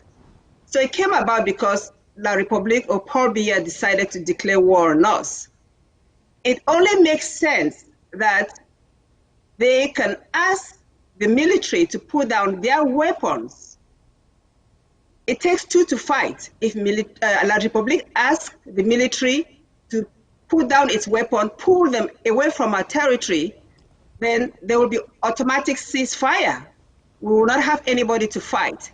I don't support those women asking us, calling us separatists, and we have to correct that over and over that we are not separatists, we are restorationists, asking us to put down our weapons to get to ascertain peace. And again, during the conference of yesterday, and I'm glad you brought that, Tanya, the Colombian ex-combatant, mentioned, and this is an eye-opener for us, that you cannot lay down your weapons when you don't have the leverage. Because if we lay down our weapons and La République takes over our land, what recourse do we have? The solution is, if La République really wants peace, and these women believe that they want peace for our people, then they should put the fire on La République and ask La République to pull its army away from our area, and then there will be automatic ceasefire. You know, I made mention of what that Colombian lady said, which is what you are repeating right now. It was quite interesting, the revelation that she regretted that when they went in for a peace negotiation, they made a mistake of laying down all their arms instead of laying them down piecemeal by piecemeal. It rang a bell, and I thought they were dealing with a rogue regime as the one we are dealing with in French Cameroon. Did it make sense to you that even in a ceasefire, we cannot totally lay down our arms? Absolutely. Well, we understand that the reason we have arms is because we're defending ourselves, right? Right. So that means that we don't have to lay down our arms. We just keep it for defense. If La République pulls away its army, then we don't have to defend ourselves from anybody. If the army comes back, then we have our arms to defend ourselves. So that is not something for anybody to doubt. That is just the simplest solution. And their situation was different from ours. You know, we are fighting for our sovereignty. They had an internal, their case would be like if French Cameroon, she says, Campus Cameroon decide that they want to fight Biya and they have internal disputes, then they can come about what they plan to happen. We are talking about two separate nations, Southern Cameroon versus La République. So our situation is a little bit different from what the Colombians experienced or went through. Right, absolutely. Theirs was a civil war. Ours is a war of liberation. And if in the civil war the other party will refuse to lay down arms, how much more in the war of liberation, when you have not yet attained your objectives, you have not yet hung your flag in Boya, and with your president in Boya, somebody expects you to lay down arms. Now, one angle that I didn't hear you people talk about a lot was knowing that French Cameroon is the aggressor. In this case, I didn't hear a lot about how, being that they declared war, we did not declare war, how they can be forced to, not necessarily forced, but made to withdraw, call for a ceasefire. Because I don't think it's incumbent upon us to declare a ceasefire or call for a ceasefire. We're only defending ourselves. Well, so you know that this is a nascent group, Women for Permanent Peace and Justice. We are building a solid foundation right now, and the goal is to be able to tap to the resources that will gather along the way to help us be able to pull La République, to be able to pull French Cameroon. You know, France is really instrumental in getting all these deals in the background. So we are hopeful that through our organization, as we get bigger and better and get a lot of sympathizers along the way, that will be strong enough to be able to make sure that La République gets to that table for us to accomplish our permanent peace and justice. The outcome which we want is independence for our country, but I see my sister is on board. Welcome, sis. So that is, in a sense, is what we are after, Secretary Chris. All right. Thank you, Dr. Patience. Just being joined by Dr. Omar and Emma, who was one of the hosts, the co-host of this wonderful conference event of yesterday. Dr. Emma, I was asking Dr. Abidu, you probably listened to this declaration coming from La République du Cameroun from some group of women, I think about 5 of them altogether, giving French Cameroon and the separatists, as they call us, 30 days to cease fire. Contrast that, what you read from them, from what you guys had yesterday. Is that what the rule of women should be? Is that what they should be doing at this moment? Considering that French Cameroon called this war, declared this war. First of all, thank you so much, Chris, for providing this platform that we can use to speak to others. And thank you, my sister, for always stepping up in spite of all the things that you have to do.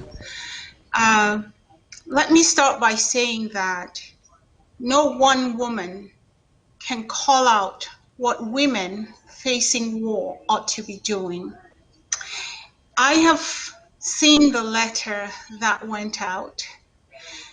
I have a few observations of my own that I can make, and I'm sure there are other observations that can be made. You will begin to notice, first of all, the language in the letter. The language in the letter is that which domesticates our problem. Correct. And does not take a problem to the international highest level, where a problem such as ours, the failed decolonization, the current war, needs to be litigated so that permanent peace can be achieved.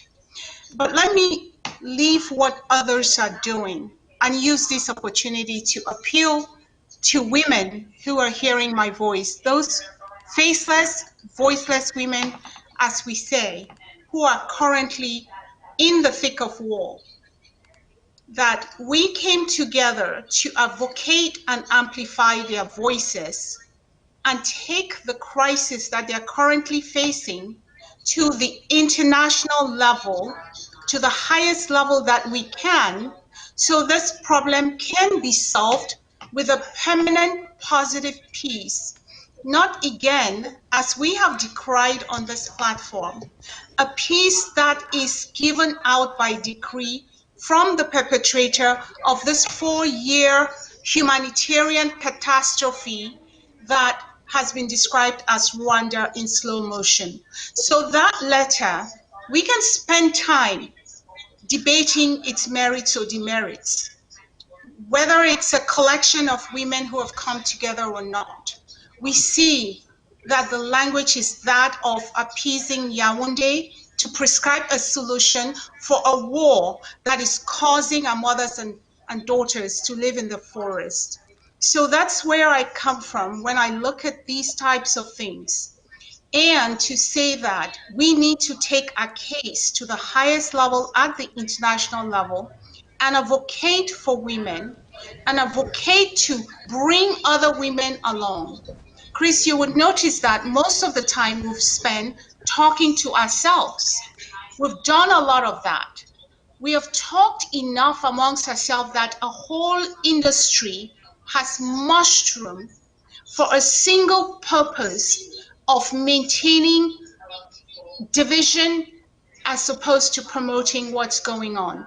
So the Women for Permanent Peace and Justice wanted to listen to other women who have gone through war, who have sat at the negotiation table, who themselves have negotiated and advocated for peace from the standpoint of the woman at the forefront, to bring in those voices of other women, to learn from them, to figure out what are some of the things that we can do collectively as women to wage peace, but to wage a peace that is positive, permanent peace, so that we do not pass a legacy of war to the next generation. So that is the only distinction that I wish to draw, not necessarily to trivialize other efforts out there, but to point out very clearly that all peace are not the same, Chris. For those of you listening to my voice and who will be quick to find differences, there are very different types of peace. There is the peace at the barrel of gun that you achieve, which is what Yaoundé wishes to achieve. That is called the peace of Saladin. Exactly. There's the coalition of peace to surrender. There's the coalition of peace because you are beleaguered and under threat of life, liberty, and you acquiesce. There is the peace of patronage.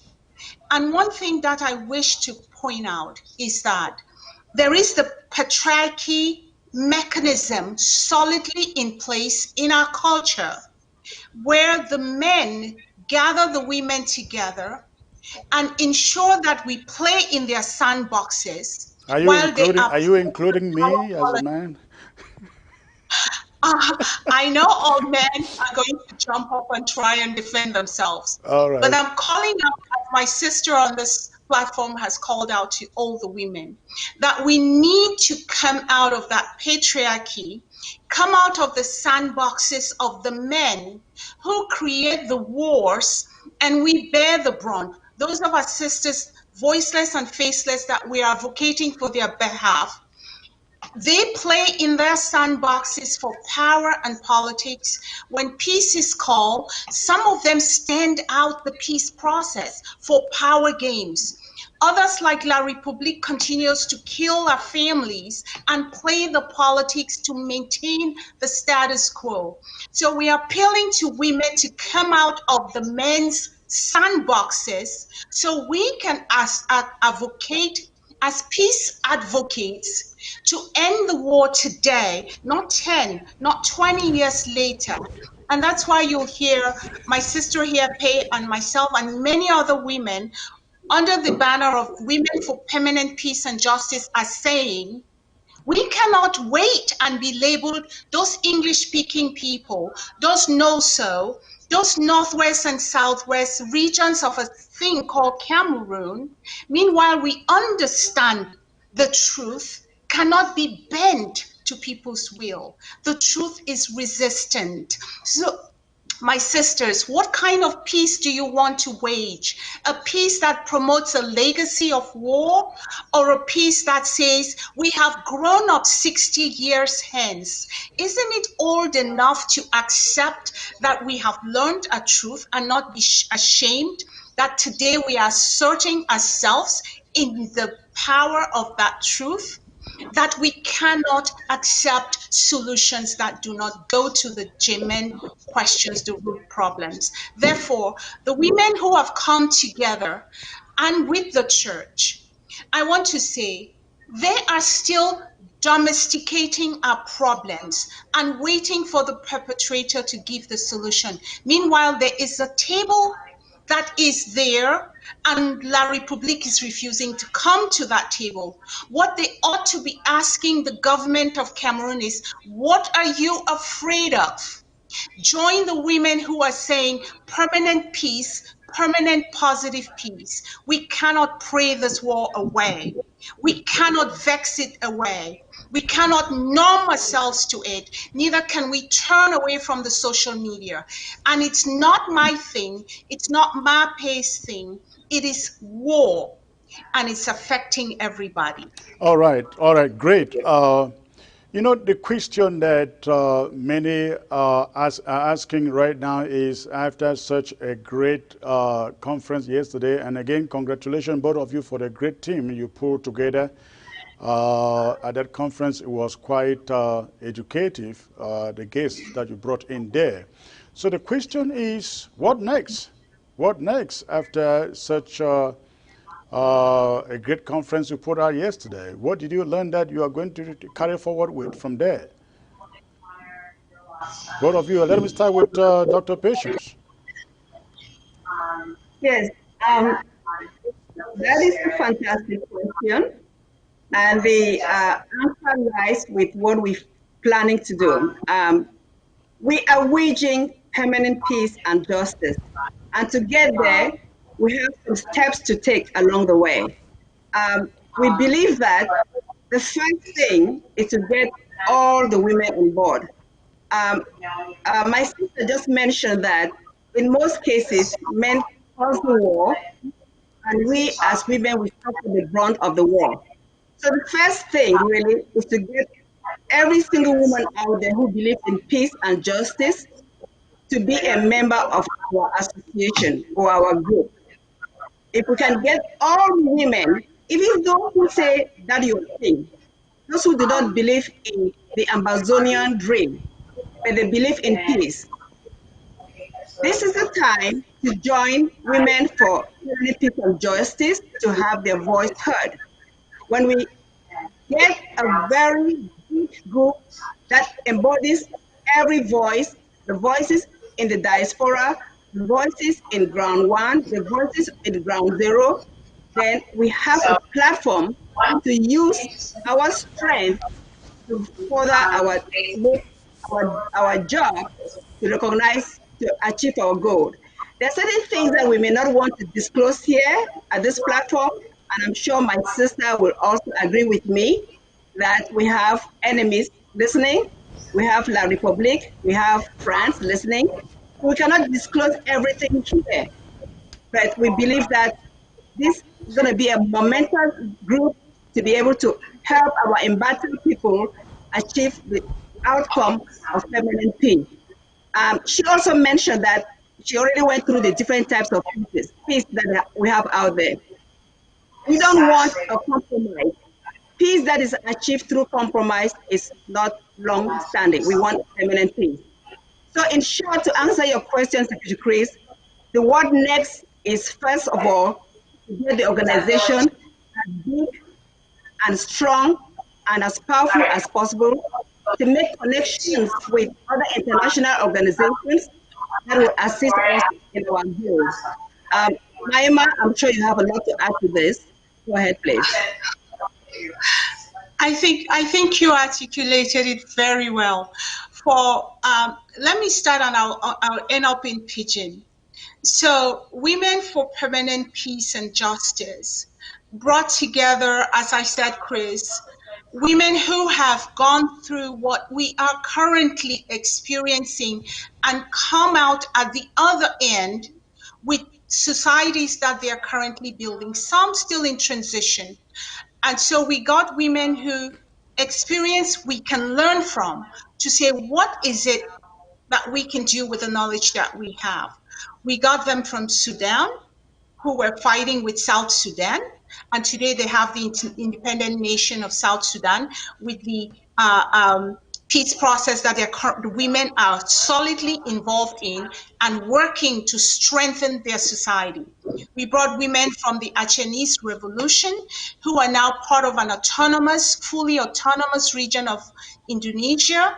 We brought ex-combatant women who have fought wars against nation states and signed peace agreements to say, what can we learn? As I say, we've been talking to ourselves. Now, the natural question, as you ask, is what is the way forward? The way forward is for women now to caucus together. It was a very high energy, substantive a discussion with all these women. Obviously, we didn't have enough time to take everybody's question, but we had so much information from these very experienced experts who I might tell you now are so willing to advocate for us in the highest levels in all these various international organizations. They are now our mouthpiece. They are now the networks, people that will go along with women on this journey. So the what next is for us to come together as women, caucus, figure out what everybody can share as what they gained and their expression of what the way forward. We need to understand, Chris, our political differences when we speak of peace. So women need to wrap their heads around, what does it mean to be a woman waging peace? What does it mean to be part of this organization? Yes, there are plenty of them out there. For goodness sake, they are. Why do we need one more? It is to bring the voice of the woman in the forefront solidly and permanently in the international discussion of a permanent peace, not the one that we are dragged through patriarchy to be in the clutches of the enemy who is now killing us and has been killing us. So as Mape expressed, we cannot tell you that we know everything in this moment. That would be too much of a, as they say, oversabi. We don't know it. Again, we are taking a place in lieu of the woman in the forefront. Because right now, our biggest challenge are challenges of security and safety for women to organize outside of the patriarchal systems that La République wants, the peace caravans that are promoting a peace in a construct that was made out of a historical lie, that we have come out of it through the new knowledge to say, yes, we want peace. Women are always champion of peace, but the kind of peace should not leave us with the lies that we have lived all our life. So there are immediate concerns of security and safety, Chris. More importantly, we are coming out realizing the huge logistical problems of organizing. We are not oblivious to that. We are understanding that mobilizing at the grassroots require a lot of grit and a lot of heart. And we also understand that women need to gain the capacities so they can advocate for themselves. And all those are the outstanding question. So to tell you that, coming out of a successful conference where women were from other conflicts around the world, other organizations, mediators, peace advocates, combatants, negotiators, to come and talk to us was a humbling moment.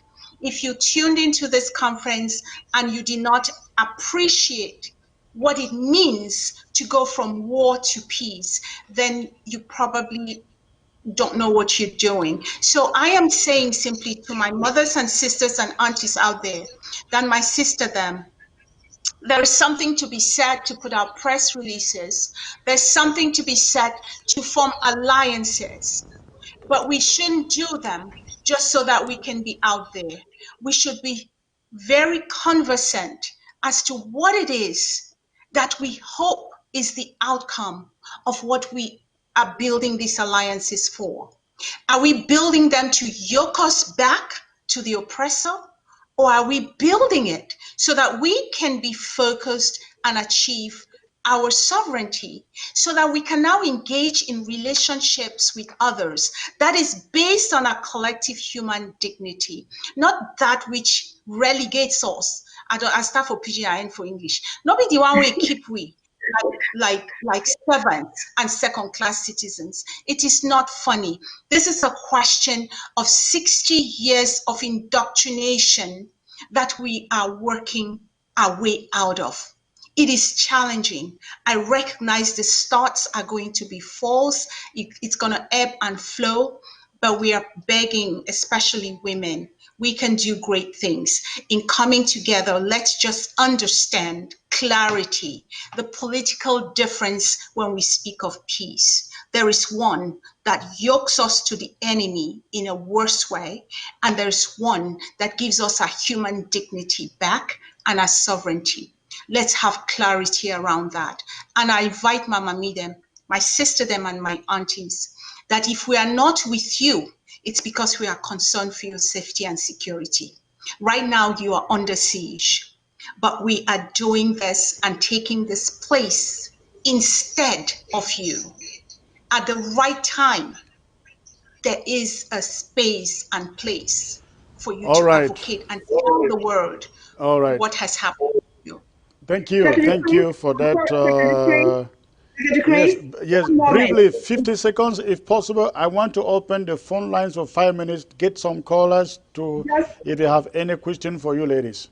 Quickly. Yeah, just in pidgin English. My sister was trying to talk pidgin, but the passé. So say the thing that say we mammy them for ground, where they don't suffer. I sure say most of them prefer peace. When they come out on September 22nd, 2017, with peace plans, the intention I say they want their own country. All that one, mommy, they still there. The sister, they still there. The pikin, they still there. They still want the same thing. But right now, they not get that energy. They fear. They cannot do the same thing what they do 3 years ago. But these other women, the way they come support La Republic own intention, they be bold enough because they be protected. So in the reality, most of our mommy them, our sisters, our daughters, they prefer the peace way go be achieved when we get our independence. They don't prefer any peace way go be because we be second-class citizens. And we here, they're here to support you as much as possible so that we can get to this peace together. I don't try the small pidgin. All right, thank you, my patients, Dr. Emma. I have the phone lines. Open. I would like to see if anyone, be it on ground zero or in the diaspora, would like to call with any question. But while we're waiting for the phone calls, I would ask, what are the comments you are receiving out there? I know it's less than a day after the conference, but what are you hearing out there, Dr. Emma? Chris, I have gotten only positive things, and the reason I get them is because perhaps it was easy for them to get to me. Our panelists were first and foremost awakened to a new tragedy that they are embracing. One of them literally signed off and sent a text and said, "I am ready for Cameroon." What she has come to appreciate cannot allow her conscience to go to sleep.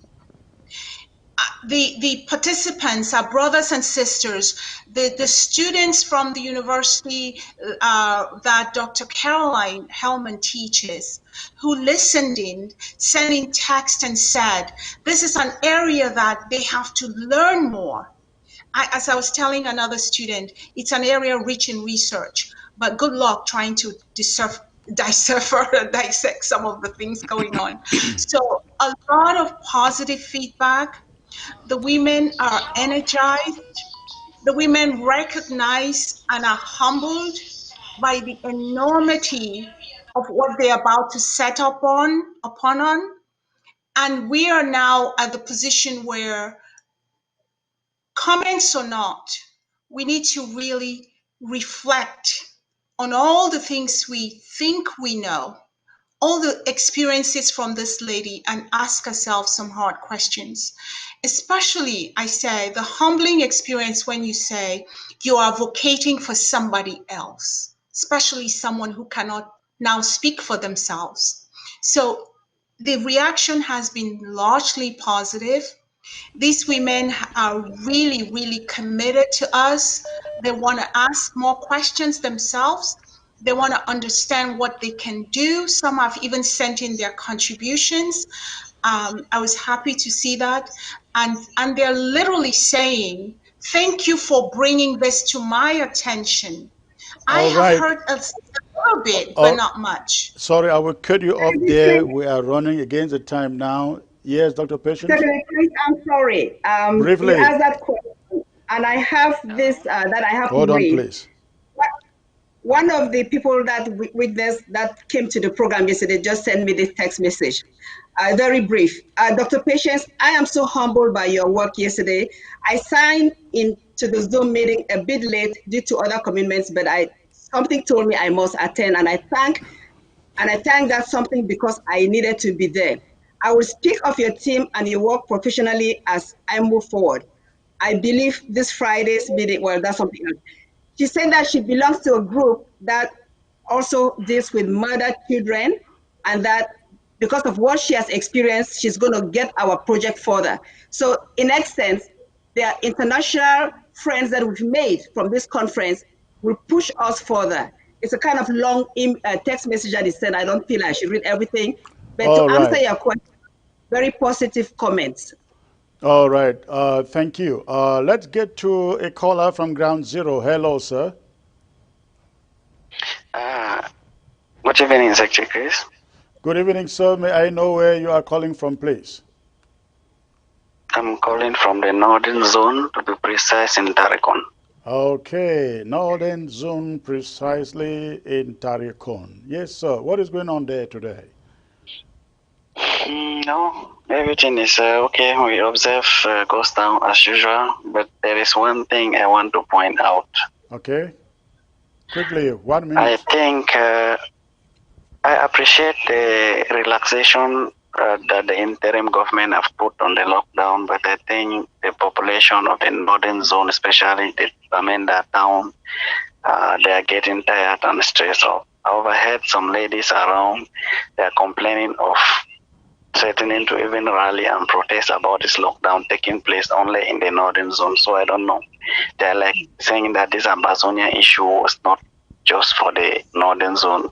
AMBAZONIA is not just Bamenda, but both of the zones, Northern and Southern Zone. So okay, it got me worried. I just said, let me share with you. Thank you. Thank you. Hold on there and let me answer to your concerns.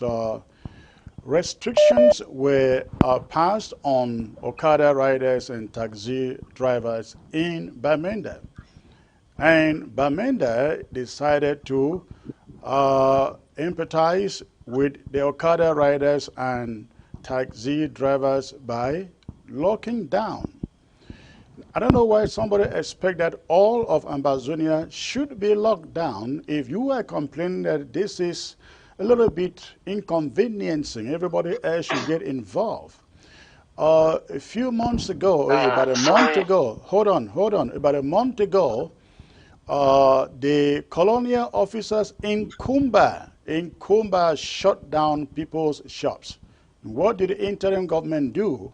We shut down Kumba in solidarity with those traders.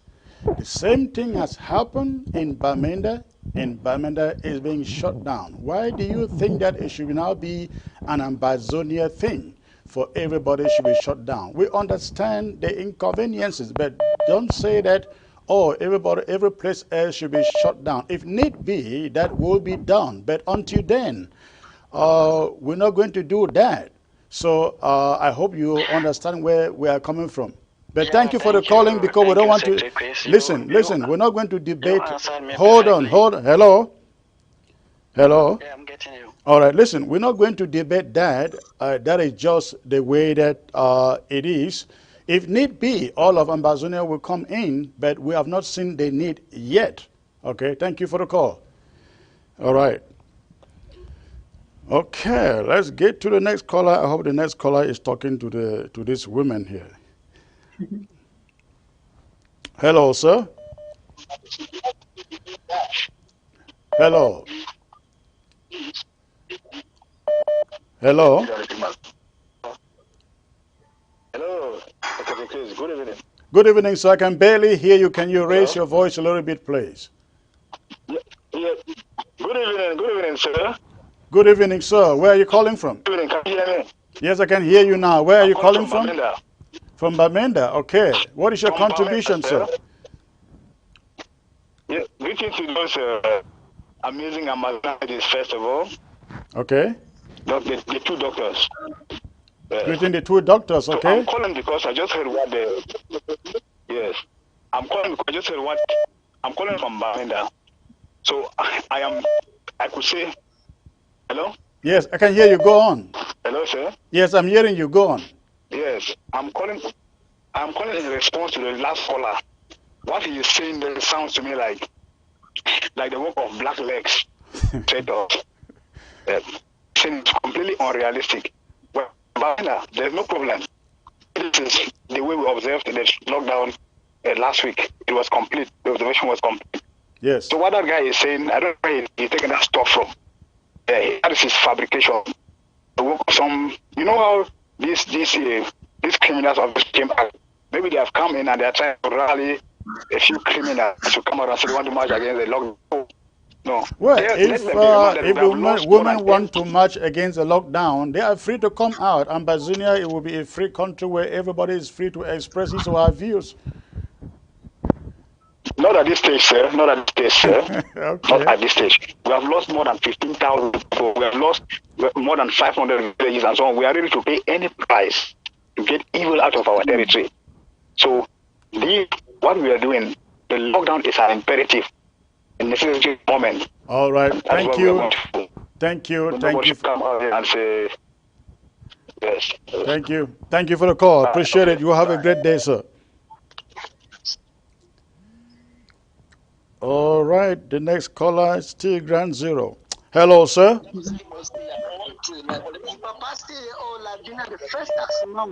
Hello.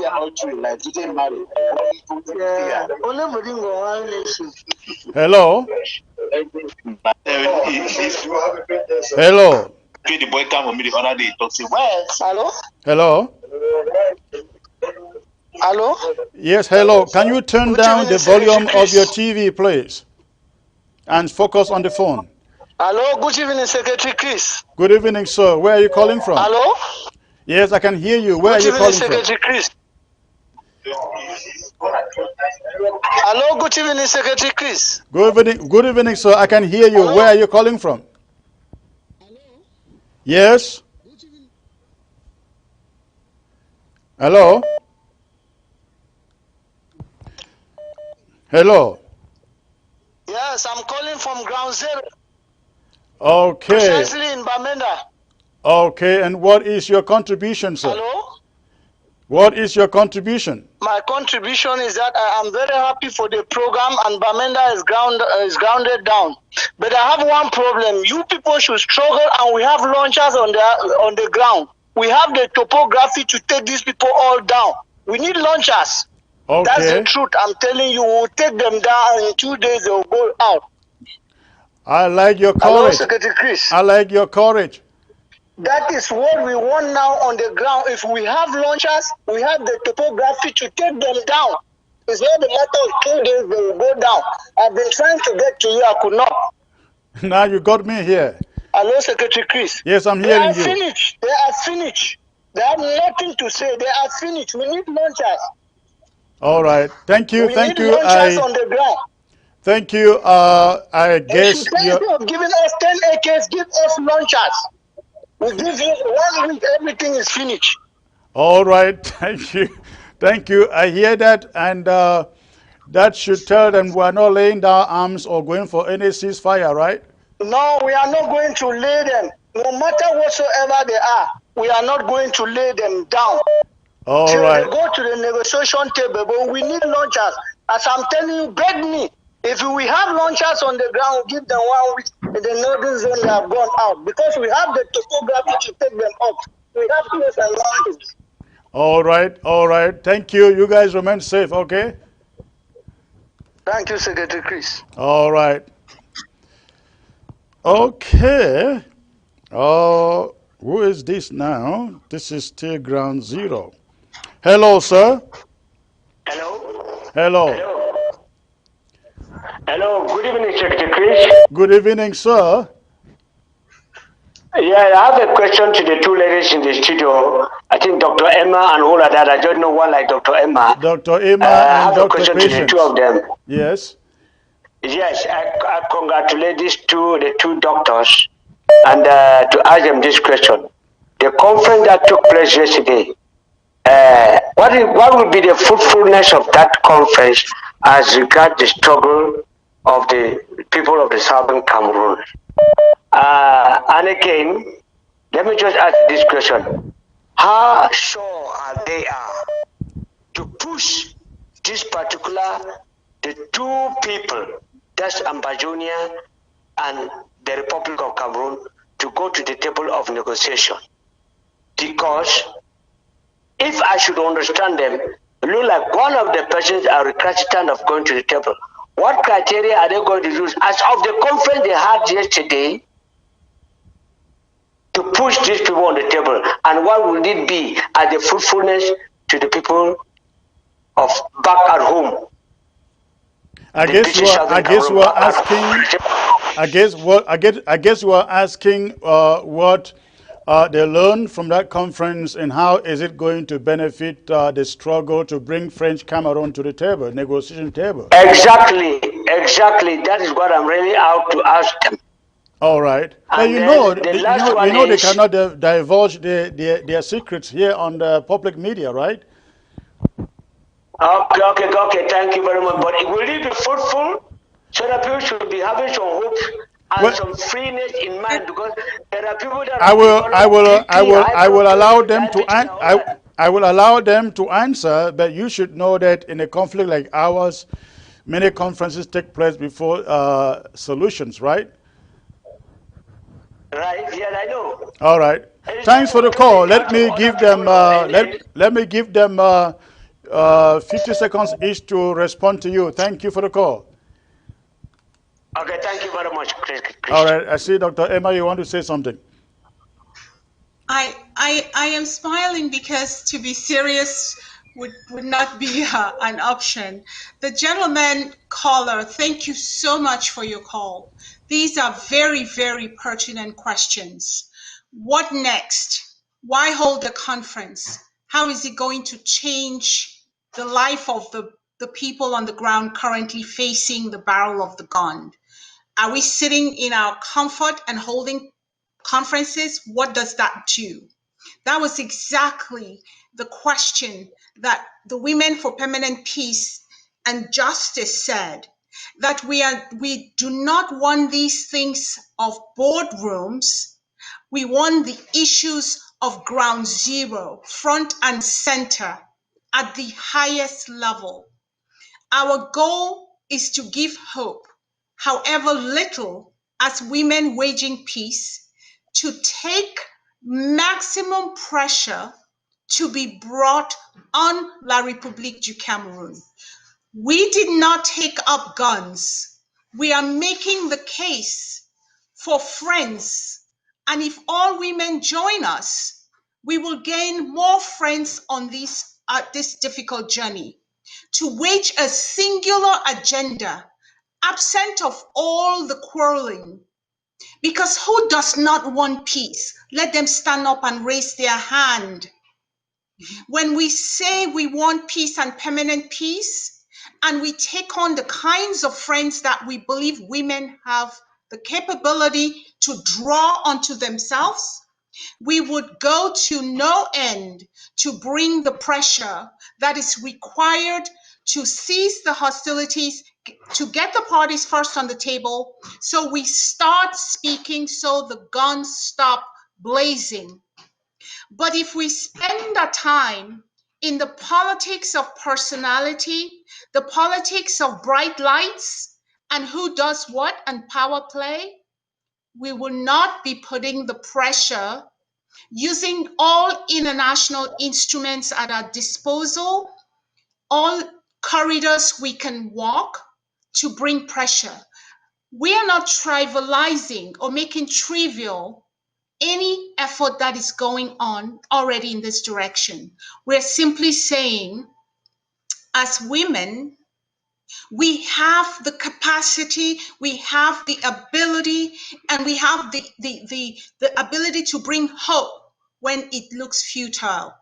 Now, it doesn't seem very concrete, but my brother, I want to remind you, say, Liberia war ended because women got together and brought the necessary pressure. The men got to the negotiation table. They did not walk out. They all came because of the woman. And by the way, that woman and those women ended up getting recognized and for the effort they did. And today you can Google them and you'll find out. We're not saying wars are the same. We're simply saying there is now a difference. Instead of fighting ourselves, let's come together and wage peace. And the kind of peace is to bring maximum pressure from all corridors. All right, thank you, Dr. Emma.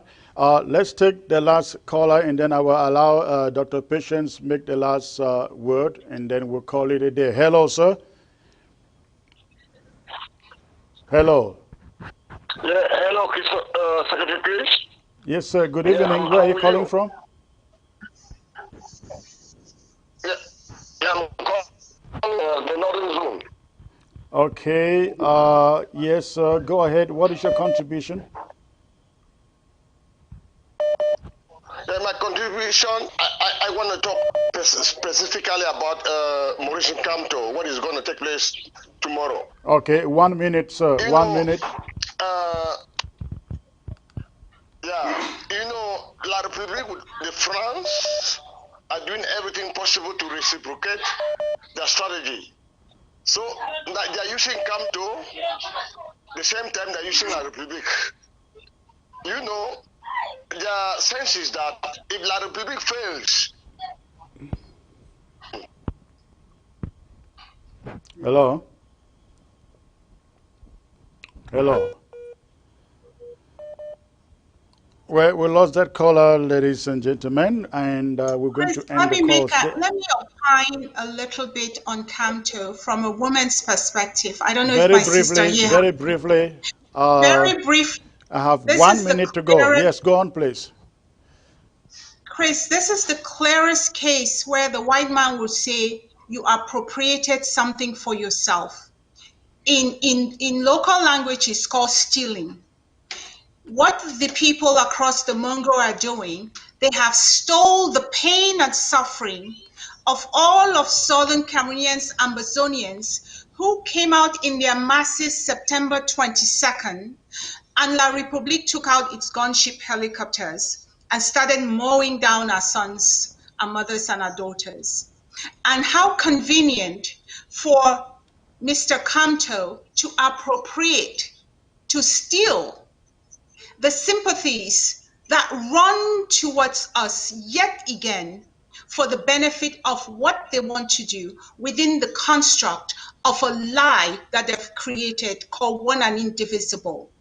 So while some would argue that the enemy of your enemy is your friend, I think I heard you say that we should be very vigilant and not get sucked up in somebody who stole, appropriated for themselves something that belongs to us. And that is what I want to share on the question of Kamto.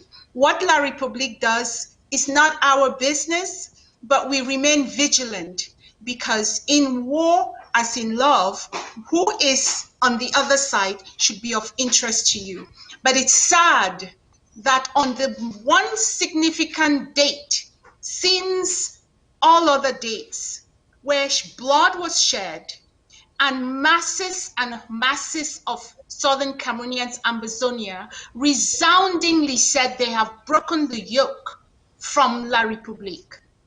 Mr. Kamto wants to appropriate that for themselves and for the benefit of themselves and still keep us within that construct of a second-class citizen. And I All think right. we should be vigilant and reject it equally. All right. I will let Dr. Patience give the last word. Okay, thank you so much. Thank you, Secretary Chris, for this opportunity. Thank you, my sister Emma. Just to add one word to the Camto fiasco, I call it a fiasco. You can always ask one question. Where was Camto in 2016 when the teachers and lawyers went on the strike? Because if Camto had come out on that day and supported them, maybe then there would still be a one and indivisible Cameroon, because then it would be in a different language. The Camto is coming out now, knowing that we've already made our resolve. We are resolved to have our own nation. So in a nutshell, that day should not be, we should recognize that day for ourselves as the day we came out with peace plans and do our own celebration and have nothing to do with the Camto camp. In closing, about our peace, the gentleman who asked the question about what next, Secretary Chris, you answered him correctly too, and my sister gave a long explanation. We cannot divulge everything on camera, on TV. The final goal is that every single person who is out there that believes stands for peace, mostly women. I don't think there's any woman either in French Cameroon or in Ambazonia who doesn't want peace. And if you stand for peace, then you will join us to get that peace the right way. And we are looking for a permanent peace with justice. Thank you so much. All Chris, right. one last thing. September 22nd is tomorrow. So we want to encourage everyone to stay tuned and look out for the flyers celebrating the event under the Takenbung banner and join so in commemoration and solidarity. We celebrate the significance of that day. Thank you. Thank you. Thank you. It's been a pleasure having both of you here again. It was such a great conference yesterday. Look forward to talking to both of you again. Ladies and gentlemen, that was it for today. Before I go, just want to remind you about, again, Thursday, the UN rally coming up on Thursday and not Friday, as some people think. The rally is on Thursday at the United Nations Plaza in New York. I look forward to seeing every Ambazonian from New England to Virginia assemble in New York to protest before French Cameroon. We understand that French Cameroon is addressing the UN on that Thursday, and as I said earlier, you know that when these rook countries are addressing the United Nations, nobody sits in that hall to listen to them. They all pull out. So let's use that opportunity to raise our flags and raise our banners and messages to expose the genocidal crimes of French Cameroon being perpetrated in our country. So if you are in Vermont, in Maine, in New Hampshire, in Massachusetts, in Rhode Island, in Connecticut, let's meet in New York on Thursday. The rally starts at midday. Then if you are in New Jersey, Delaware, Maryland, Washington, D.C., Virginia, please, buses are being put together to ferry people to New York from D.C. Let us make it there in our thousands and sell our case to the gathering international leaders in New York. I look forward to seeing you there, and I hope you all have a great evening. And don't forget about our refugees, our internally displaced, and detainees in prisons in Boya, Douala, Yaoundé. We are drafting for them come Sunday, September the 27th. God bless you all. Thanks for tuning in. I'm coming back here tomorrow with a very special panel. I'm having a guest from the Gambia. Remember, our case is very similar to that of the Gambia. It used to be called Senegambia, and the Gambia pulled out of Senegal. And I have this guest tomorrow who shall be telling us what happened, how they pulled out, what we can learn from their own situation.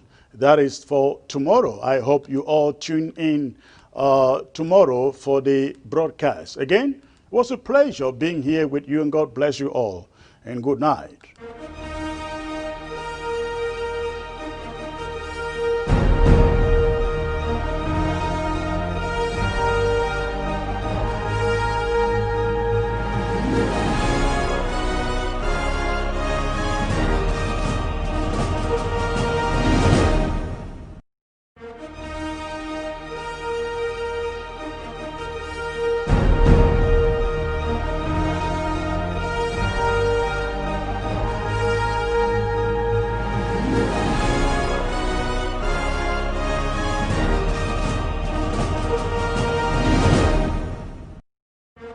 Start a new career as a Linux system administrator with an average salary of $80,000 to $120,000 a year.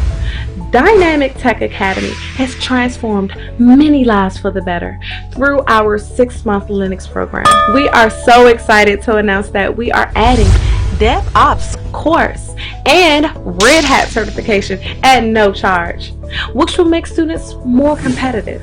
Over 80% of our students have no prior IT background, yet vast majority of alumni land jobs in 3 to 6 months after they start applying. Our ultimate goal is to reach 100% student employment, so we work with every student until he or she gets a job.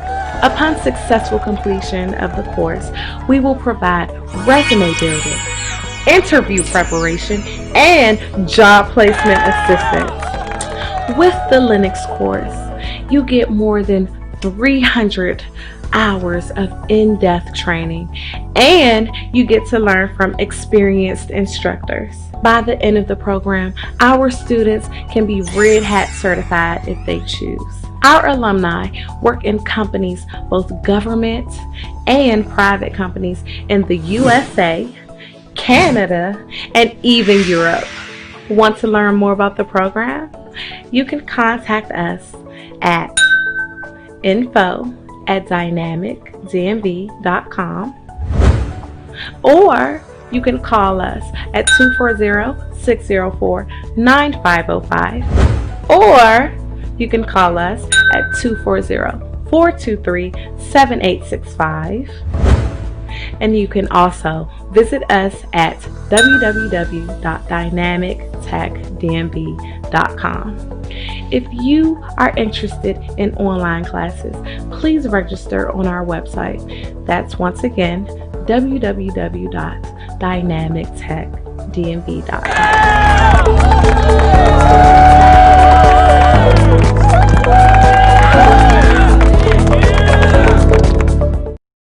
You need a financial instrument that provides a hedge against inflation, 100% guarantees that you will not lose your money, has tax-free growth and distribution, the ability to take an interest-free loan, avoids probate, provides creditor protection, guarantees your family that your income will be replaced should you die, helps you protect yourself financially against chronic, critical, and terminal illness, and of course allows you to take money anytime for any reason at any age without a tax penalty.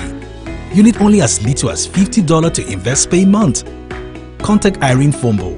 Tell 513-5014-177 or send an email to irenenpmsn@gmail.com.